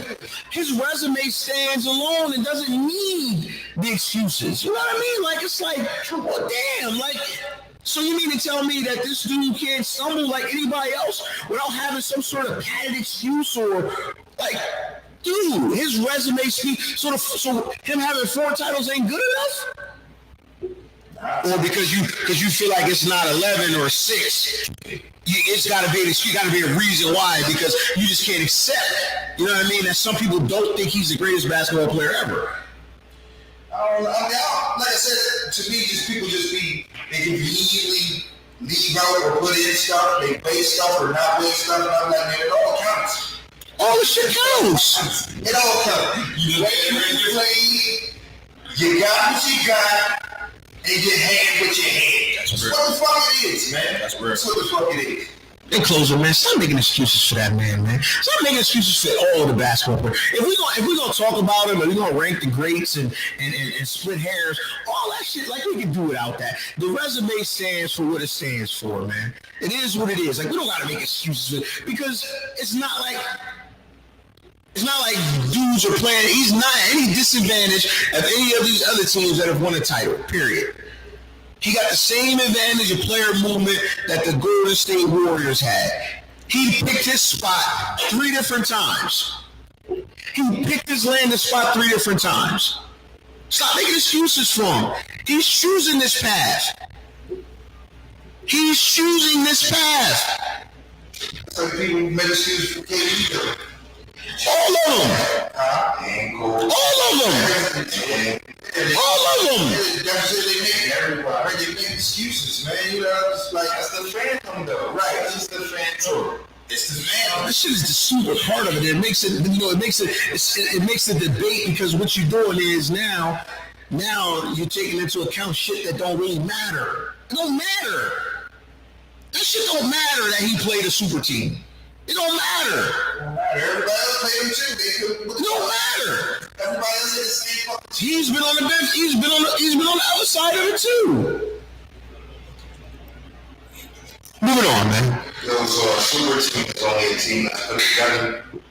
Nah, super team can be a lot of things. And first of all, super teams are teams. The thought process in that the players colluded together, or you assemble that team with 3 All-Stars and 1 off-season. That sort of thing. Because there's been teams with more than 1 All-Star and more than 1 Hall of Famer. This is not a new thing. It's just the way that it's being done is more of a new thing, where the players they're forcing their way out more than ever now. Back in the day, guys was trapped in the 6, 7, 8, 9-year deals, so player movement wasn't that. It wasn't that big. It wasn't that sort of thing. If that's the case, think about it like this.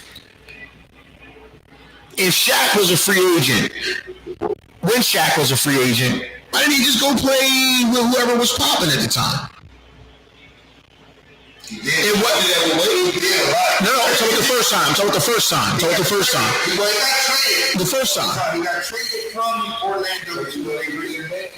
Right, but wasn't that the mentality then? No, that's the mentality. It's not the mentality now, and I'm not saying anything wrong with it now. There's nothing wrong with it now. All he said was he was taking shits. Right. He did try to go where he thought he'd been the best team. But he didn't go to a stacked team, though. You know what I mean? He didn't go to a stacked. That team pretty much developed on his own because they acquired young Kobe. He went to LeBron's team. No, I'm specifically talking about the first time. I'm specifically talking about the first time. Well, but he got traded. Right. What I'm saying is, it's a difference. It's a difference in being traded to a team because his question was, what's a super team, right? That's what you said. What's the super team, huh? Like I said, you have to be. Well, you know, you I said you have to be put together to be a super team, right? Per se, as in we draft a Steph, a Clay, and Draymond. Because you don't think that's a super team. I don't think that's a super team. No, they called him a super team when they got Durant. That's when they called him a super team. They wasn't. That's what I'm saying. So what's the difference? You have to put them together, or if they're drafted, that's not a super team.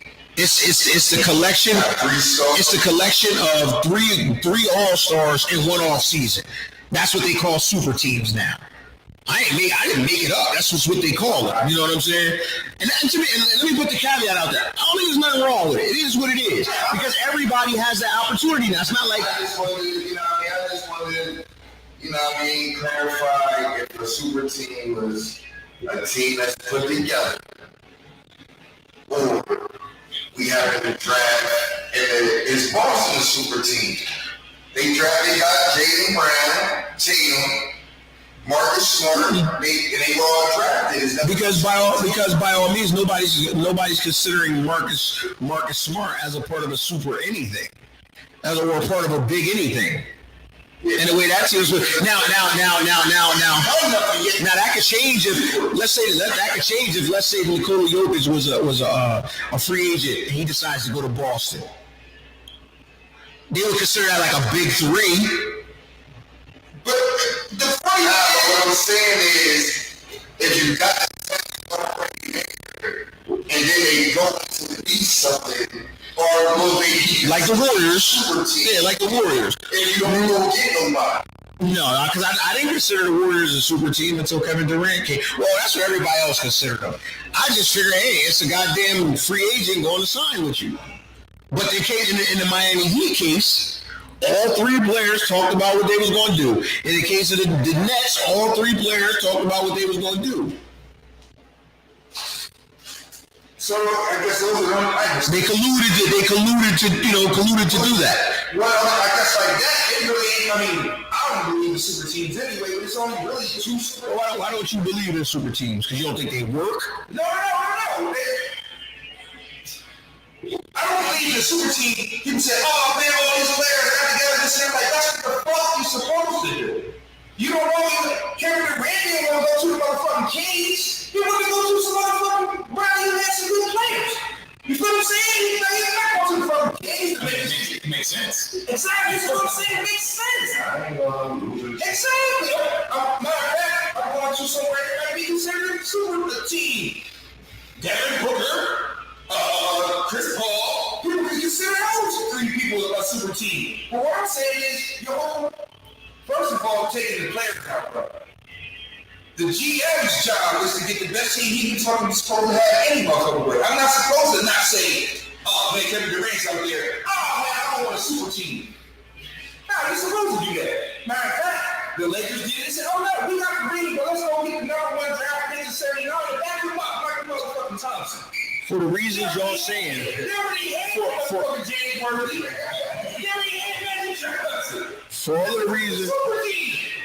the reasons y'all saying though, for all of the reasons y'all saying is the reason that it irks the shit out of me about all the complaining about LeBron James and the making excuses. Because at the end of the day, you have these same opportunities. You called your shot 3 times. 3 times. You got a title out of each one of them. Now, pretty shocked. Why the fuck you gotta make excuses for that nigga? Going back to Cleveland, I gotta weigh that a little bit more because you picked a place that wasn't a super team. I'm gonna make a super team straight here. You know what I'm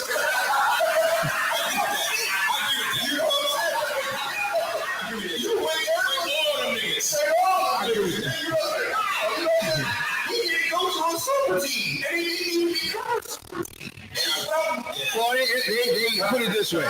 Then you did, because at the time when you got Kevin Love, I'm like, okay, now I wouldn't consider that a super team, but in the context of what you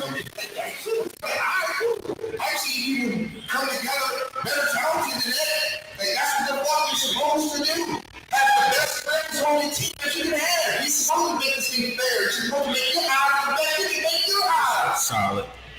So listen, let's end it off, man, with the punch her around the world, man. The punch her around the world. And Draymond is a sucker. Is it sucker? Is it a sucker punch or sucker shit? I'm like, I don't know if the team make it say something. That's what I said. What could you possibly say? Why you push me though? Because you want to run on me. And I'm like, hey, go ahead. We teammates. Hey, go ahead, man. Go ahead, man. Nah, it wasn't that kind of push. I'm supposed to let you bump me to the head. Nah, no. You were going to go where the game from. I'm glad you said that because I stand here waiting for it. So after you push me, what you thought I was gonna do?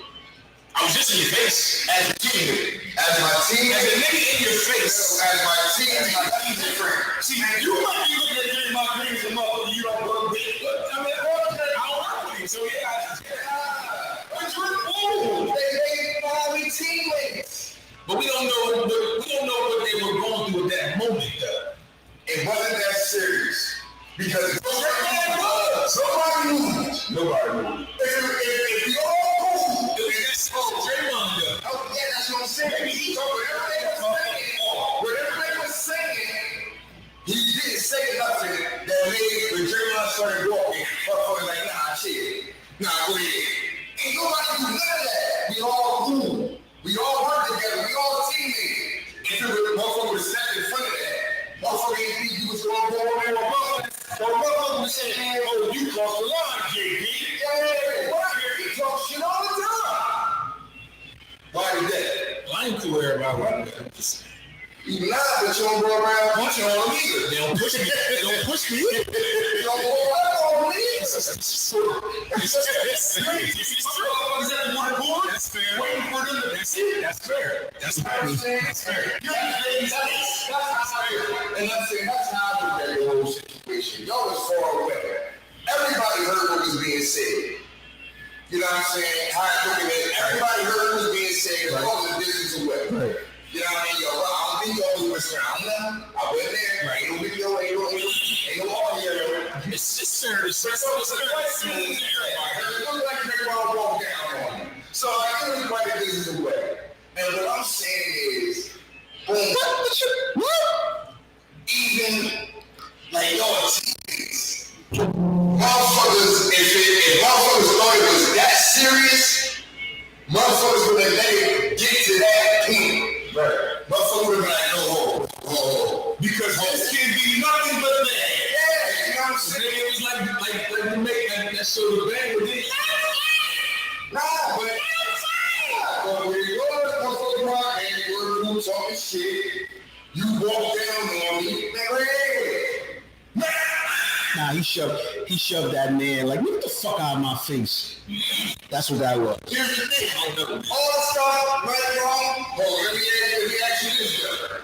Let me just ask you this. Jordan Poole and Draymond Green, dumb argument. Who do you think said the worst shit to each other? Do you think he said something worse to Draymond Green that Draymond Green ain't say back to that nigga? I don't know. I don't know. I don't know. Oh shit. Because apparently Jordan Poole talks a lot of shit. Shit turns off for it. Yeah. Here's the thing that I know when this happened, I started hearing a lot of basketball players and a lot of basketball insiders talking about, oh man, this kind of stuff happens all the time, man. They should be made this stuff Leaked out. I heard that too. One, I said, who the fuck is all these basketball players just eating punches? No, that's what I said. I can just eat. I heard a lot of people say that shit don't happen. That nigga's a sucker. We can never play together again. And my second point was, if you know everything at practice, you force me to go on the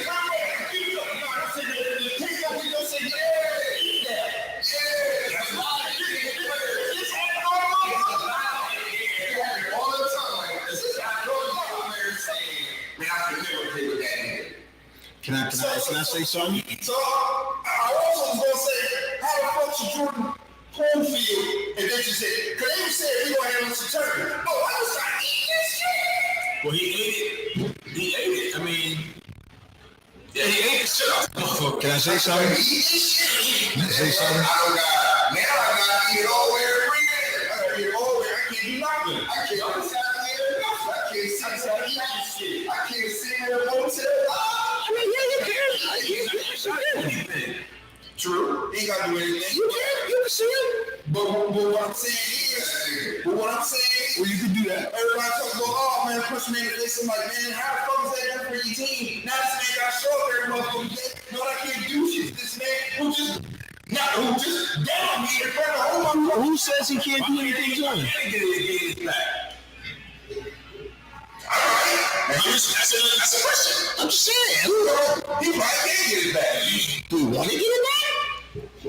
No, that's the other question you gotta ask. Because there's nothing stopping that man from getting his back. Punch him in his face. Punch him in my face. Now, listen. And this is where we going somewhere else. Okay, so hold on. I don't have to get a nigga to get it back. When you just cold cocky, I'm pretty sure Jordan Poole no niggas. Okay. Yo, man, they can get that serious. Yeah. Can I ask something? Can I say something? Because it has gotten that serious. We remember the infamous. So this is not an isolated incident. This tells me niggas get. People lost Brand, got suspended for whole seasons. My man ended up in jail and dead. You feel what I'm saying? Like, punching on your teammates don't hurt. Unless I guess you didn't Michael Jordan. You know what I'm saying? Like, yo, how the fuck is you punching on motherfuckers and he's supposed to be like, oh, I just gotta eat that for the team. What? Like, Or eat for the team or eat because they pussy. what I'm saying is, but what I'm saying is, how they say, oh, we're gonna handle this internally and all this. People saying this happens all the time in practice. I believe there is tension, a lot of it, and sometimes there are fights. So I assume there are many more fights. Well, there should be many more fights, but I'm assuming there are many more people saying, you gotta shut up, you can't fight. We gotta hold this one fight there. We can't have 2, 3. How many fights you gonna hold down? Y'all gonna fight all fucking week. Yeah, it might. If you got two niggas that's really about it, yeah, it might happen. This is the first fight Golden State ever had. That's what I'm getting myself. I'm for this don't happen. This is the first fight.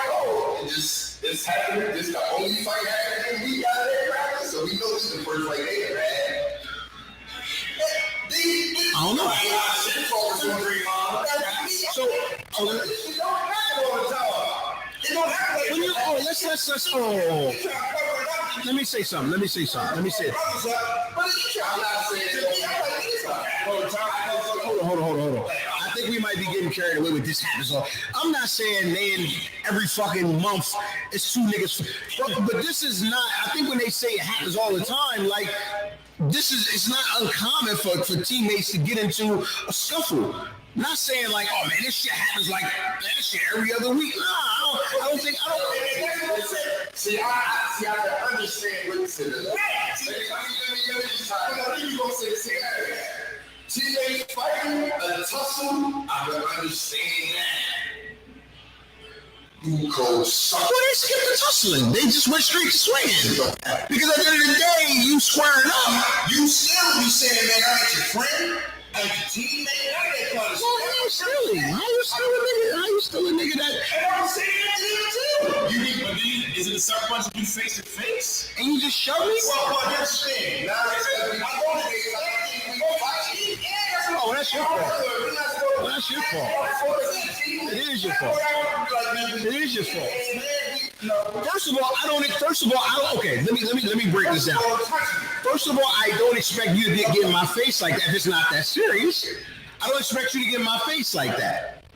And I'm pretty sure you not thinking that I'm gonna shove you like that. So it's reciprocal. It's reciprocal. If I ain't hit you, man, hit me. Oh, you did hit me. You pushed him first. I feel like you pushing me is a hit. That's how I feel. My team did it though. Yeah. Yeah, because we arguing. You just said don't hit me. We arguing. You clearly hit him first. We arguing. I walked clear across the court. You think I was walking across the court to shake your hand? You might that part, I'm like, man, hold on, man. Then stop talking shit then. I just don't think it's a sucker punch if you face to face. It's like Barbie said, you should have motherfucking hit his teammate in a situation like that. His teammate. I don't care how much anybody hit him was mad. There's no good that can come from this. Like, yo, you just got us, man. Now, like I said, you might. Hey, man, we know it shouldn't have happened, but it did. Right, so we promoting like, oh man, we're gonna handle this and turn around like, yo, what the fuck? Have you ever gotten into an argument with one of your friends?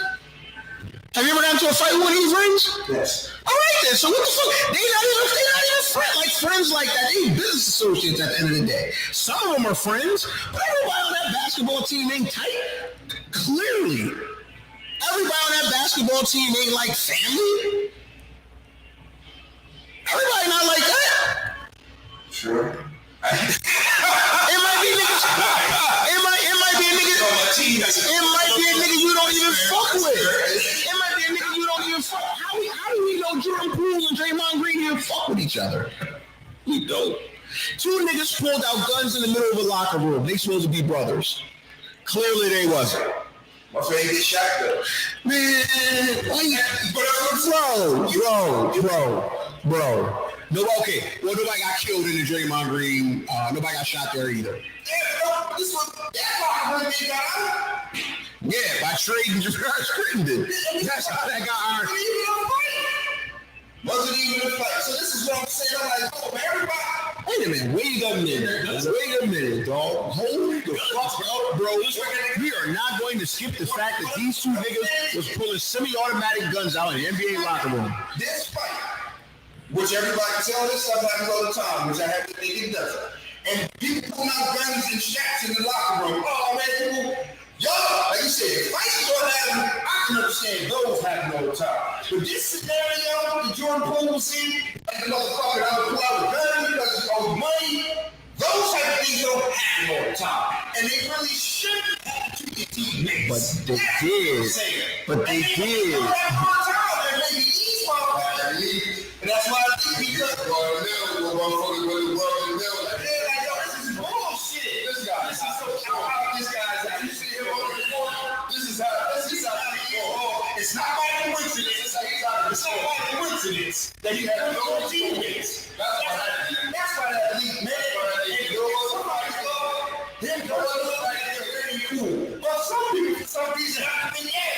Jermaine O'Neal has gone on record about his disdain for Ron Artest and attempting to fight multiple times, and Ron just walked away.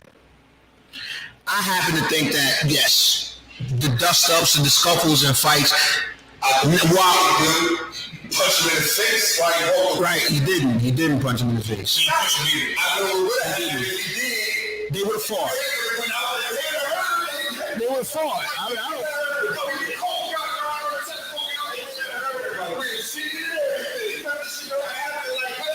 So this has never ever happened. You don't believe that?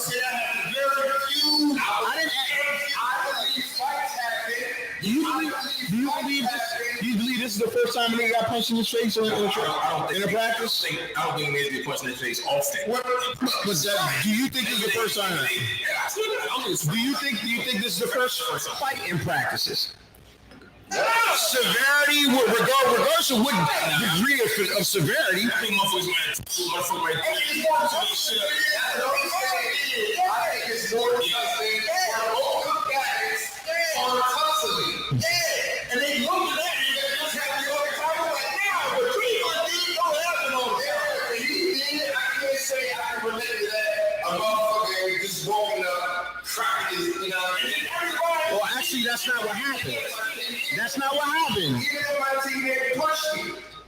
He didn't just walk up and cracking. He didn't just walk up and cracking. That's not what happened. He didn't just walk in and practice. Yo, what's up, niggas? Drop his bag and wail on, son. That's not what happened. Man, you got a point. That ain't what happened. I ain't doing that to my teammate. Oh, you don't know what you would do in a situation that he's obviously that nigga said something. I'm saying, man, you probably was smarter than you tried to bully me. You tried to walk down on me and bully me. If I didn't push you, you backed me all the way up into the corner. The corner of the shit. Yeah, you bullying me. Really? Yeah. He said, oh, and you told me. He'd have probably been better off cracking. Now he stole him. Now he stole him.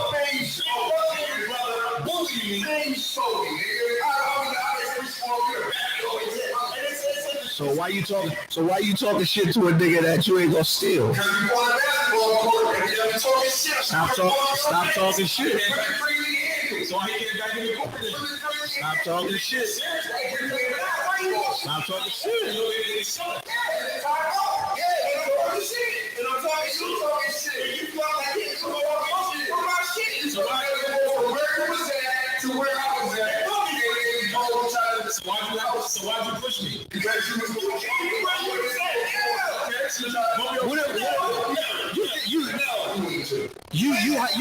That's hypothetical. That's a hypothetical. What if you just walking over there to get in his face? If I push you, You assuming he gonna back him into a corner. He pushes you here. He pushes you here. Right. He got to a state. He went to a state. Time out. Y'all keep talking about what he said. Okay. I ain't said. Oh, but I'm saying, okay, you say he pushed him. I feel that. But other than that, motherfuckers don't know what he could have said to him.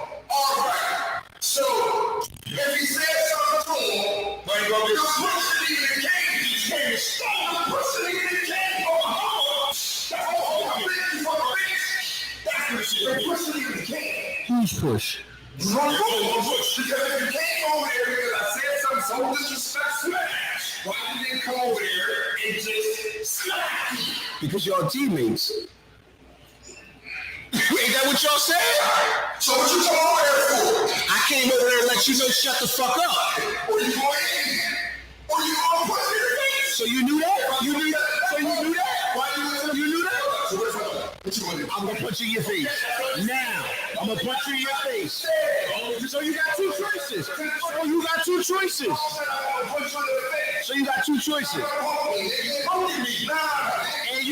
And you didn't want to get punked. So stop talking shit. You push. And I can punch you in your fucking mouth. We've been doing wrong so long. So you don't want to We teammates. Why you talking shit to me? Why you shaking it with me? We teammates. so when I push you. Everything is free. I push you because you try to punk me. No, you walked over here. I try to punk you. If we talking shit, you can talk shit from over there. But now you come over here to intimidate. That's actually psychological. So you didn't just You coming to intimidate me. Were you intimidated? He made it. I don't know. You think he was? He made me. But I'm saying when you get that close to him, take to him about So why did he say, man, go ahead somewhere, man. Go ahead somewhere with that bullshit. I don't know if he's intimidated or not, but what I do know is that man walk over there in a posture like that you shouldn't really have for a teammate. That's what I see. That's a teammate, dog. You got all this energy for that being your teammate, but we in this also because you running your fucking mouth. Mike Jordan from wherever impacts Steve Kerr. We're not talking about Mike Jordan. We talking about this situation right here because y'all got. Well, you don't know what was said. But all you do know, he put his hands on him too. Now, I want your mom and Steve on your sister. Listen, you know what I'm saying? Maybe you don't play them games like that. Come on, Dre. This is what I'm saying. Everybody got nerves. Everybody got nerves. Everybody got nerves. Everybody got nerve, Fresh. Everybody got breaking point. You should not push it. Fresh. Everybody got nerve. All right. Then What's your curve first, though? you should. What's your curve first? Then I gotta push you, and then you come back with a smash. So I just walked over. I'm a cretin. I just walked over on you. I just picked today. I just picked today. I'm over here talking shit. We don't even ground, all right? All the time out. You make it work. We not running pools, or do we know who even started? No, we don't.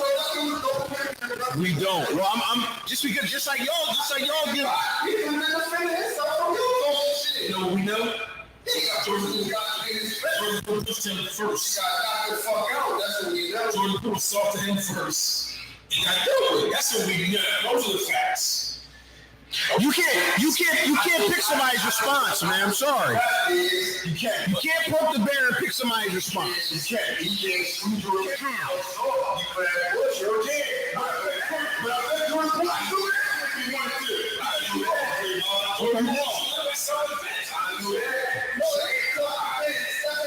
You can't poke the bear. You can't poke the bear and get mad at the reaction. I'm telling you, he put them there. If we just Because the bear walked across the court. The bear walked across the court. that is gonna be a bully bear. Okay. Well, the bully bear didn't swing though. He didn't swing on you. You're a bully bear. It's bully bear. You were talking shit. We on even ground. Once you start to walk across, you have now escalated with the walk across. And what did that let the walk off? No, you was out in the same straight. We even you had been on around that. I put you from our Y'all both can't scream at the same time. Y'all both screaming at the same time. Right? Could have. You escalated all over. You escalated. That's something. In your eyes, he escalated. No, but he. What if Jordan Poole said? What if Jordan? Okay, so now we dealing with definites.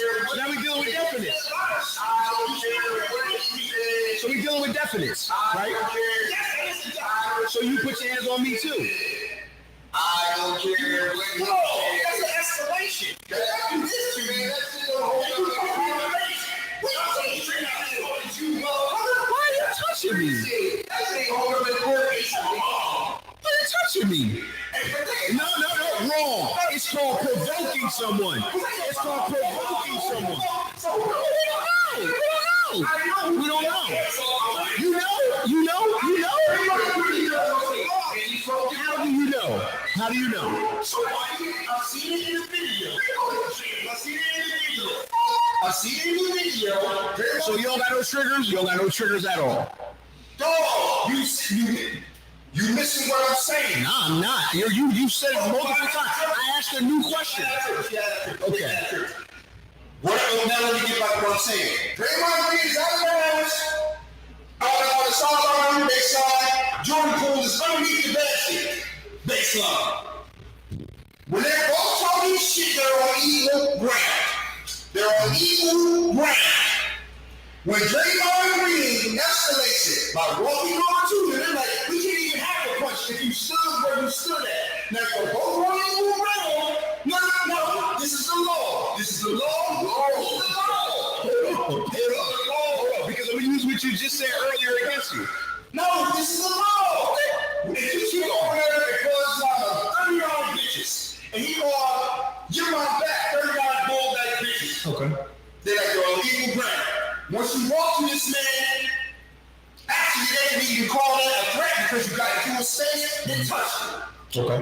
So, all the escalation came from Draymond Green when he walked over to the man. Now, when he walked over to the man has enough self-defense or enough recourse to say, you got to back up off me when you touch me with your chest. So he didn't even look at Jordan Poole is nothing but a victim because Draymond Green wouldn't punch you or can't punch you for where it first started at. But when he won't on you for whatever reasons, he can still talk to you. But he didn't. He escalated. You said, keep going. You said he could have still talked to him, which it looked like he was doing. No. That could be interpreted. Maybe we ain't different videos. No, we don't got different. We got the same video. He bumped the man's chest and all. Bumped his chest, okay. Yes. So when you can't even bump the man's chest, you protect yourself. If you shake your ass over there.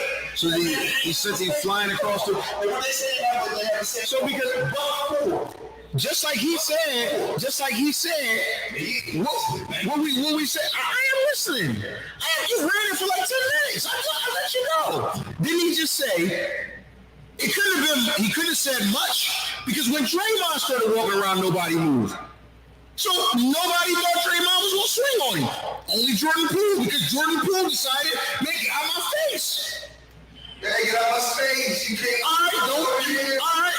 Why do you want to? You can't. I can walk wherever I want to walk. No, you can't. Yes, I can. Yes, I can. Y'all playing basketball, bro. You get contacted all day long. You can't walk, bro. You can't walk. Take the basketball out. If they get all that same shit, what happened to that? Did he do that? Did he do that?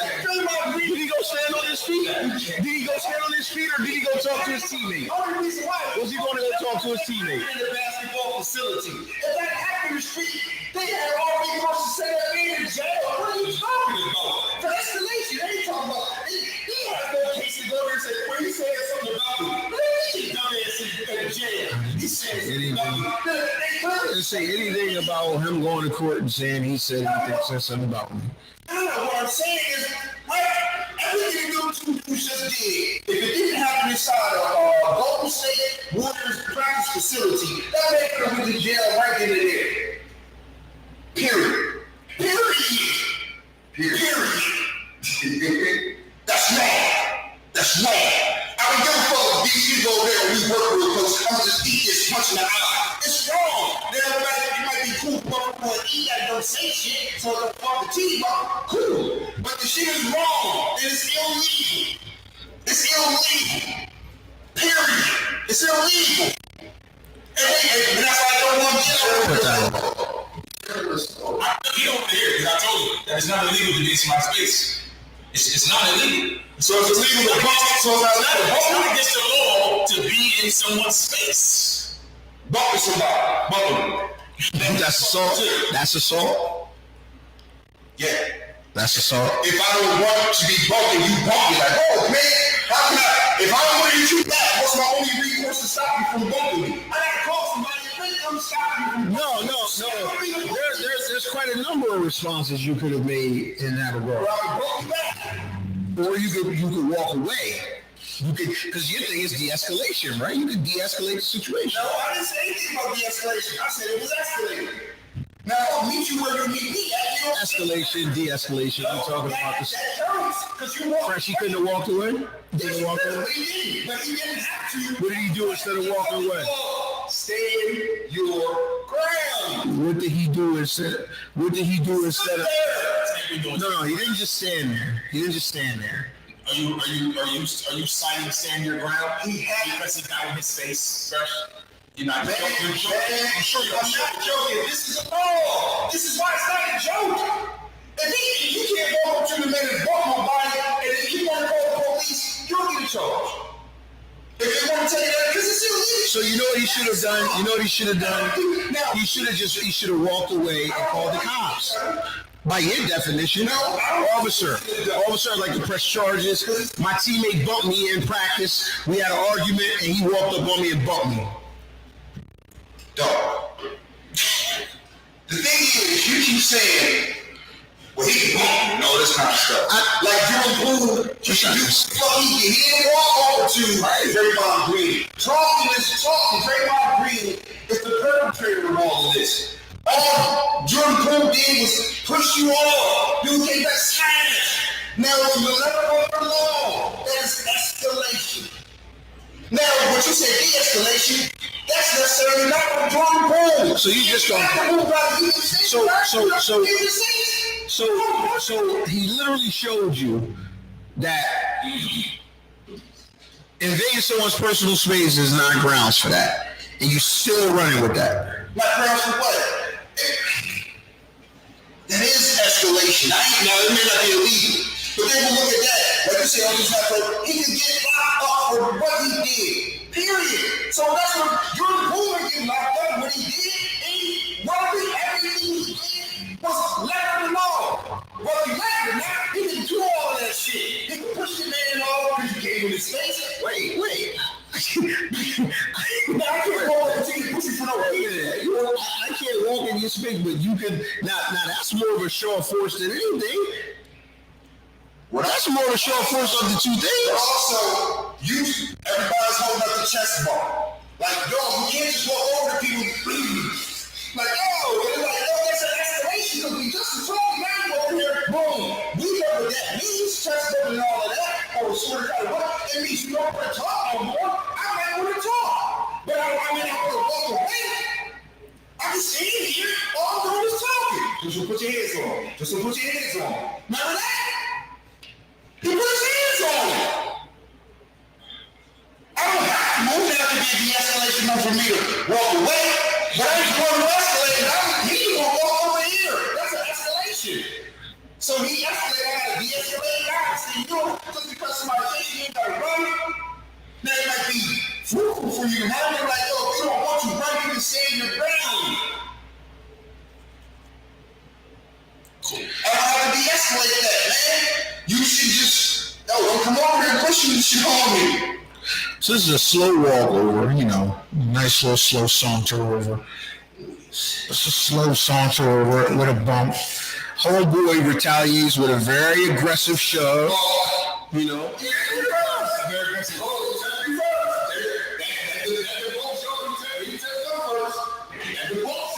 You touch me first, I'll push you and you stole. Come on, man. We're not gonna go with that.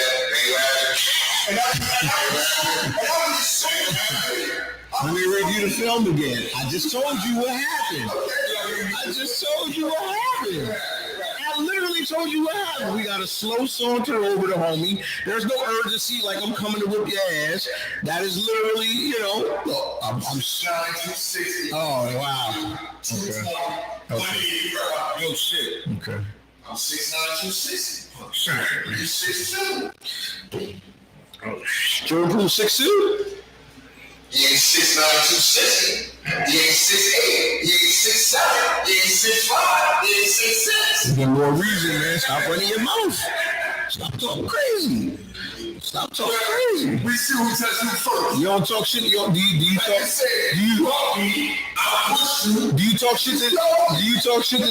talk shit to Deontay Wilder? He's 6'5". Would you talk shit to him? Why would you? Because he can't. First Brian doesn't know. Now, if he's trying to hold him, I think you want to talk shit back there. But I ain't just going to be like, oh, he's going to be slow. He's going to be hard.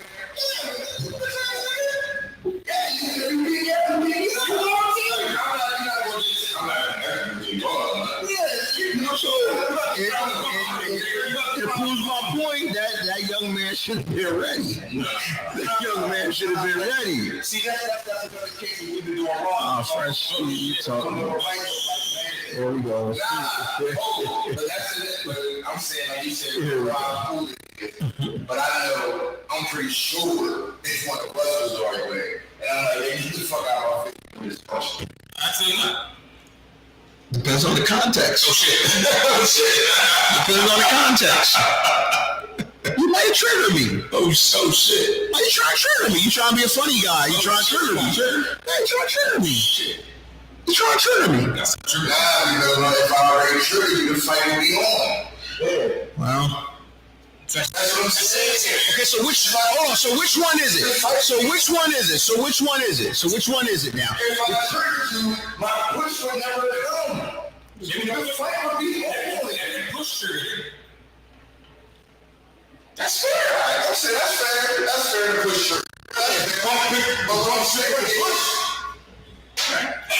shit was quite eloquently It was a bump. It was a slow saunter over, yo, man. Shut the fuck up, man. For real. Shut the fuck up, fam. That's not enough to punch a motherfucker.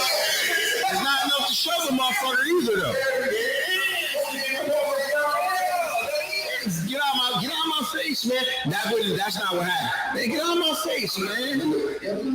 That's what you made it sound like. Man, get off me.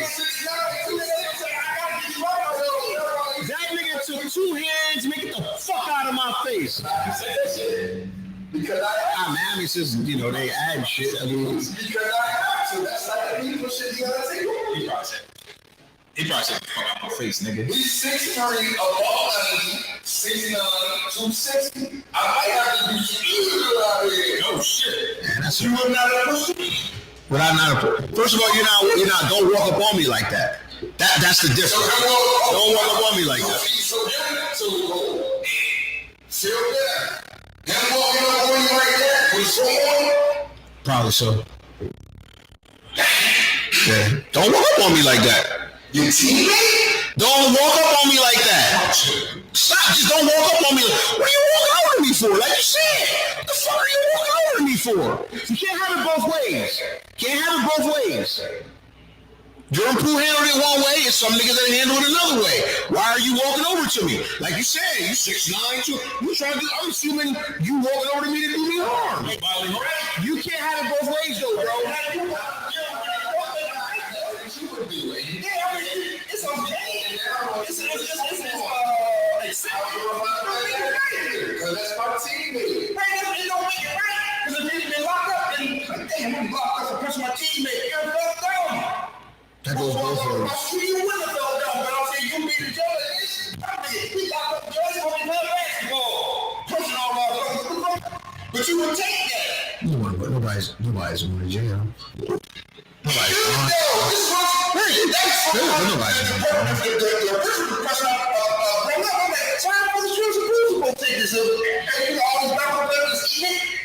how you would take it. What's his recourse? However you want to handle it. You can do it. Go ahead and do it then. Would you do that? Probably not. Okay. Would you do that? Probably not. Would you do that? What? Get him locked up. But I ain't Jordan Poole, and you ain't Jordan Poole. Jordan Poole, he wasn't right. He might be more the legislative right. Now, I ain't saying that's what he want to do, but I don't think he know the rules of the game. So this ain't my lane. So he might be more prone to be litigious. Could it be he didn't know the games or they was teammates? I think it was both. That's 2 different things. I think it was both. I got the rules here for my teammate. So let me get this straight. Let me get this straight. So let me get this straight. So this is Draymond Green, right? A nigga that literally lashed out on Kevin Durant on national TV, right? That's what I said, this was free. This is a nigga It was free. that lashed out on a Hall of Famer, a future Hall of Famer, right? Basically telling that nigga, calling him a bitch, all that, man, you will need you here. And you decided, like you said, I'm just gonna go back and forth with this 6'8" nigga that's volatile, short temper. He getting texts and all kind of shit. Mm-hmm. He ran his own teammate out of town. But that's the nigga you choose to, verbally joust with. Yeah, because the leader of the team. Because verbally joust with you. Okay. Sometimes don't go the way you think it's gonna go. And not KD. Who's to say he wasn't gonna punch on him? He did that. Who's to say he wasn't gonna punch on him? 2 seasons worth of practice. 3 seasons worth of practice. KD got the fuck up out of there. And he called him a bitch. And I'm pretty sure he felt like he was a bitch. Every day after that, why you do that shit to him? Bitch ass nigga. Fuck those shit. Because KD ain't put his hands on him, and that's why he's so. They ain't walk up on KD either. Actually, he kind of did walk up on KD. It went down in a huddle. And you got all the like, yo, Draymond. As It's history. You're not gonna be jumped in because you should know you should be doing this to your teammates. Fuck that. And then you roll on to shit, he's his teammate. What he shouldn't be doing, what you talk to him about. I'm pretty sure he said, I don't Draymond. They might say that publicly, but Let's get you can't probably do that to your fucking teammate. let's get up out of here, man. That's a raw situation, though. I mean, at the end of the day, however the men choose to deal with that, man, is deal with them issues, man. Is war issues. Them rich person issues, so it is what it is, man. We appreciate it, man. That's why I don't play playing up there above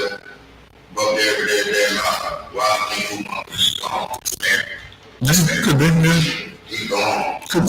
Because as cool as it was, I don't think they so neat. Like, yo, they did Steve Kerr was like, man, he was the future. Steve Kerr. That's why he took himself off the team. Went home. Think about some shit. That's fair. You know what I'm saying? It's cool to be punching on It's freely, it's accepted. But we've been doing wrong. You know what I mean? Jordan, what you say? I don't want to play this game. I don't want to play this game. That's definitely what you're going to say. That's what I said. That's why I'm going to come out and play above the ball. Yeah, you got to run the ball. She's spinning basket. You know what I'm saying? I can see that. I can see that. Veteran big man to back up two young niggas up. I can see that. Veteran big man come in and play with them two young niggas. I agree. He's probably gone. There's so much on the ball. There's so many more ramifications to you hitting the jam. Like, too much, man. Too much. So I can see a roll, we all rolling, but that, how are we supposed to react to that? We finish this conversation off camera. Yeah. We out, man. Eat it all day. Fire nice. We out, baby. You dig it. Love.